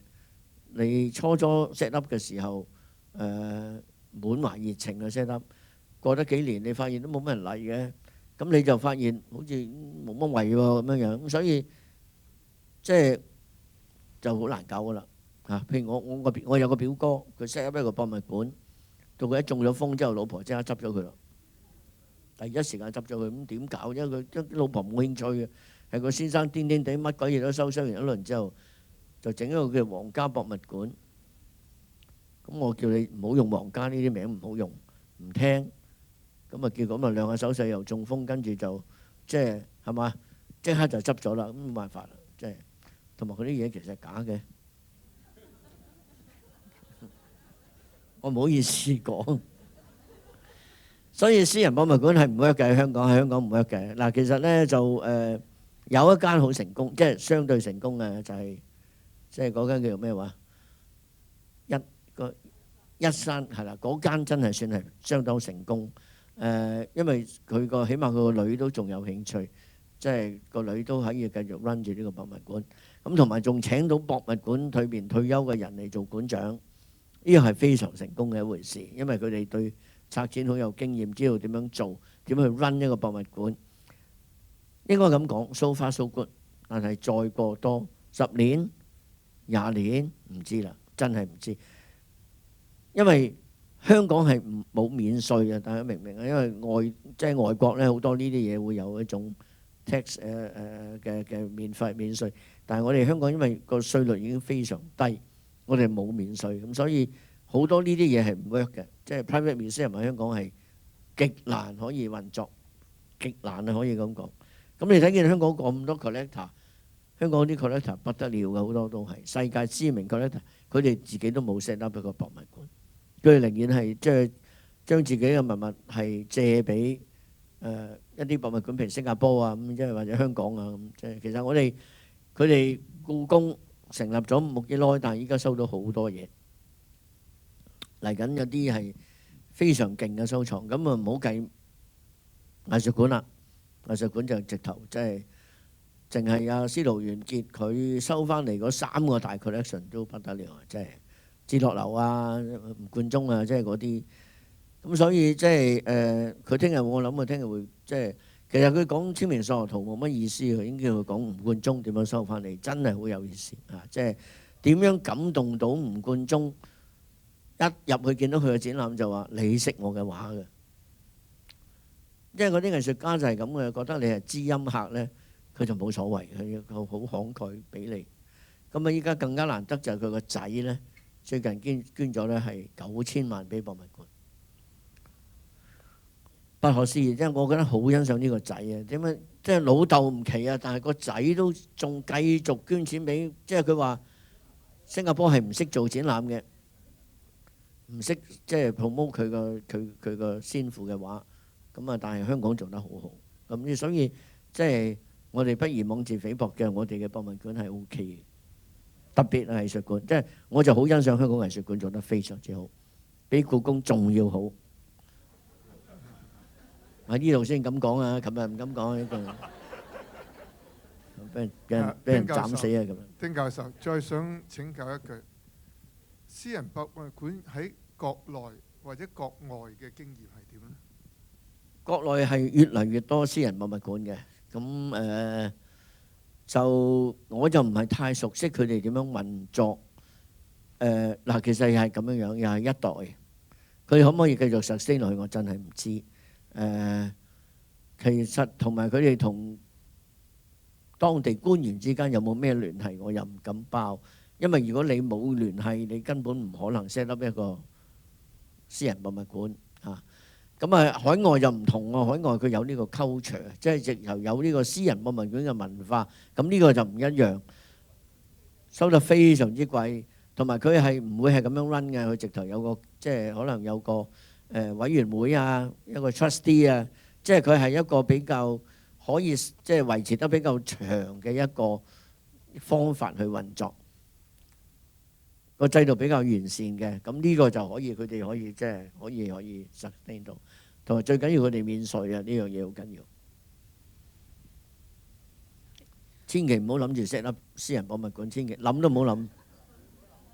係丁博士你好，我哋係 Hong Kong U Library 做嘅一個 project 啦，我哋喺度做緊一個 project 啦，係要辦一個展覽。咁我哋而家係大概係有3、4樣展品啦，但係我哋係圍繞住呢個展品嘅 event 啦，就揾到好多資料。我哋就係，但係又係關於好多唔同嘅方向。我哋就係諗緊點樣取捨同埋整合啦。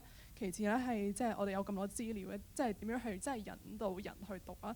我哋就會有啲 struggle，即係點樣去做呢個 interactive 嘅 design， 同埋去有俾觀眾一啲探索嘅空間。你啲咩展品嚟㗎？展品係關於兩個30年代嘅 vinyl record 係蘇州蘇生會嘅一個粵劇唱片啦。佢個 event 咧就係為咗抗日去籌辦嘅一個義演咁樣。喺香港嘅。係喺香港。咁你咪講翻成個即係抗日嘅背景咯。咁然之後你嗰樣嘢本身喺抗日裏邊扮演咩角色咯，發揮咩作用咯？咁通常都係呢啲有咩影響咯？咁即係都係呢啲咁嘅嘢㗎啦。即係你一定要即係你係要突出翻嗰個年代嘅成個時代背景。咁然之後你講呢個 event 究竟即係有咩意義？有啲咩人參與？通常我哋都係咁做㗎啦。咁你個空間有幾大咧？空間，因為我哋係即係都係傾緊係借邊個場啦，即係我哋可以希望係借 Main Library 啦，但係借咩話？即係 Main Library，即係出邊嗰度。Main Library，出邊嗰度，OK，嗰度好細啫，嗰度得㗎啦，嗰度得嘅，話你知啊，嗰度係得嘅，嗰度都得㗎啦。因為冇乜所謂嘅嗰度，即係你係咯，即係其實依家入嚟睇黃克競係咪係人都入到嚟㗎？係嘛？咁你點防止啲人上去6樓啊、2樓啊、3樓、4樓？咁你就要做多啲展覽啦，多啲人可以入嚟啊嘛。好，仲冇問題？冇啦，冇啊！仲有一個，仲有一位，呢個老朋友嚟。丁教授你好啊！好多嘢想講，不過我諗唔好阻住大家，因為即係我隔離嗰位問，即係點解咁多淨係老人家嚟？我同佢講，我話佢走之前，我話我初嚟歷史博物館聽講座係小貓3、4隻啊，幾廿年前嚇，即係。後期天星事件、保育事件之後，香港人開始關注呢啲歷史啊文物先多人嚟，因為虛不受補啊！我都有做導賞，我冇做博物館啫嘛。去親啲文物徑嗰啲，有啲柴娃娃啲學校啲學生被逼嚟。咁聽日後日我都帶上環同埋龍躍頭，有好多故仔講。問題係我哋老人家點去傳承呢啲文化俾啲後生？因為好多年前博物館設10幾個館長喺出邊，我諗係我咁大膽講嘅。我話你唔好次次淨係，佢就話真係唔夠膽講權威啊嘛，你好謙虛嚇。我話好多地區史係佢當地嘅老人家先知嗰啲真正歷史。我95歲嘅過身嘅個班書友，佢講咗佢嘅小學嘅書塾老師俾份血書嚟睇，當時同孫中山時期搞革命嘅，係冇乜人知嘅。佢親自喺屋企拎嗰份血書俾我睇。嗱，呢啲咁樣嘅歷史，你話如果你唔識呢啲老人家，你係冇可能知道。所以歷史博物館香港故事最尾有位學生啊，唔係我唔知佢背景啊，做啲問卷。我話你啲 Q&A multiple choice 問唔到嘢嘅喎，你要同我哋傾偈，啲觀眾傾偈，你先知道實際我哋嘅感受同埋嗰啲真正嘅反映到嘅意見。不過我話你嘅老師都未必聽得明我講嘢，因為好多啲文字嘅學識已經失傳，好話唔好聽。所以文史哲，我成日同啲學生講，文行先，你文字唔通，歷史搞錯啦，歷史搞錯。根本個道理亦都唔清楚，所以我翻返嚟個問題先，唔講咁多啦。就係話你做咁多年館長，有咁多嘅經驗，有冇邊個題材你覺得係好想搞展覽，結果冇搞到，好遺憾？問得好，我有一個展覽的確係好想做，就係溥儀末代皇帝溥儀啊！俾少少時間我，因為其實咧，我就因為去咗偽滿皇宮，咁我睇完之後好有感覺，我就想搞一個溥儀嘅展覽。咁我其實想用翻即係我哋大館啦，即係我哋歷史博物館本身做。咁但係過咗幾年之後咧，佢哋喺海防博物館做咗個細嘅，其實完全同我嘅構思係兩回事。我做呢個溥儀咧係還原翻佢自己本人，我係用佢嘅目視野去睇當時嘅中國。我已經諗定個展覽最拉尾嗰幅相就係毛澤東企喺佢隔離，佢縮埋咁樣望住毛澤東，咁我就諗埋嗰句噶啦，問就係嗰句，就係真係好有意思嘅，因為我成日覺得我哋做展覽唔可以純粹，即係我哋要從嗰個人嗰個出。我諗晒展品㗎啦，諗住去問故宮借佢細小朋友沖涼嗰個細細地嘅浴盆啊。咁當然要問佢借佢對眼鏡啦，借佢架單車啦，係咪？嗱，其實咧有唔少文物咧係喺 Scotland 嘅，就係個老師 Johnston 嘅手裏邊。咁我哋就問 Johnston，即係嗰個紀念館度借，即係已經諗埋點樣借㗎啦，係嘛？即係嗱，其實好簡單嘅就係佢小朋友成長嘅時代就係問故宮借，跟住天津有啲嘢嘅，因為佢走咗去天津，銀滿皇宮好多嘢，撫順戰犯又有一批嘢，咁所以我哋就可以用唔同嘅博物館就重現翻一個不一樣嘅溥儀展覽。係唔加任何政治判斷喺度嘅，就係溥儀講翻溥儀自己。我覺得咁樣好有意思咁，但係即係我走咗啦，咁佢哋即係根本唔會做咁嘅展覽。咁依家更加冇咁嘅氣候可以做呢啲展覽。啊，即係嗰年代真係曾經好想做一個溥儀嘅展覽，準備晒㗎啦，已經真係諗住啲展品喺邊度揾。冇啦，我退休20年啦，講笑。唔得嘅，老咗老啦。講機緣啦，呢個喂，其實今日咁多人嚟睇啊，咁多人我都有啲驚訝。10點半鐘呢班咩人嚟嘅咧咁？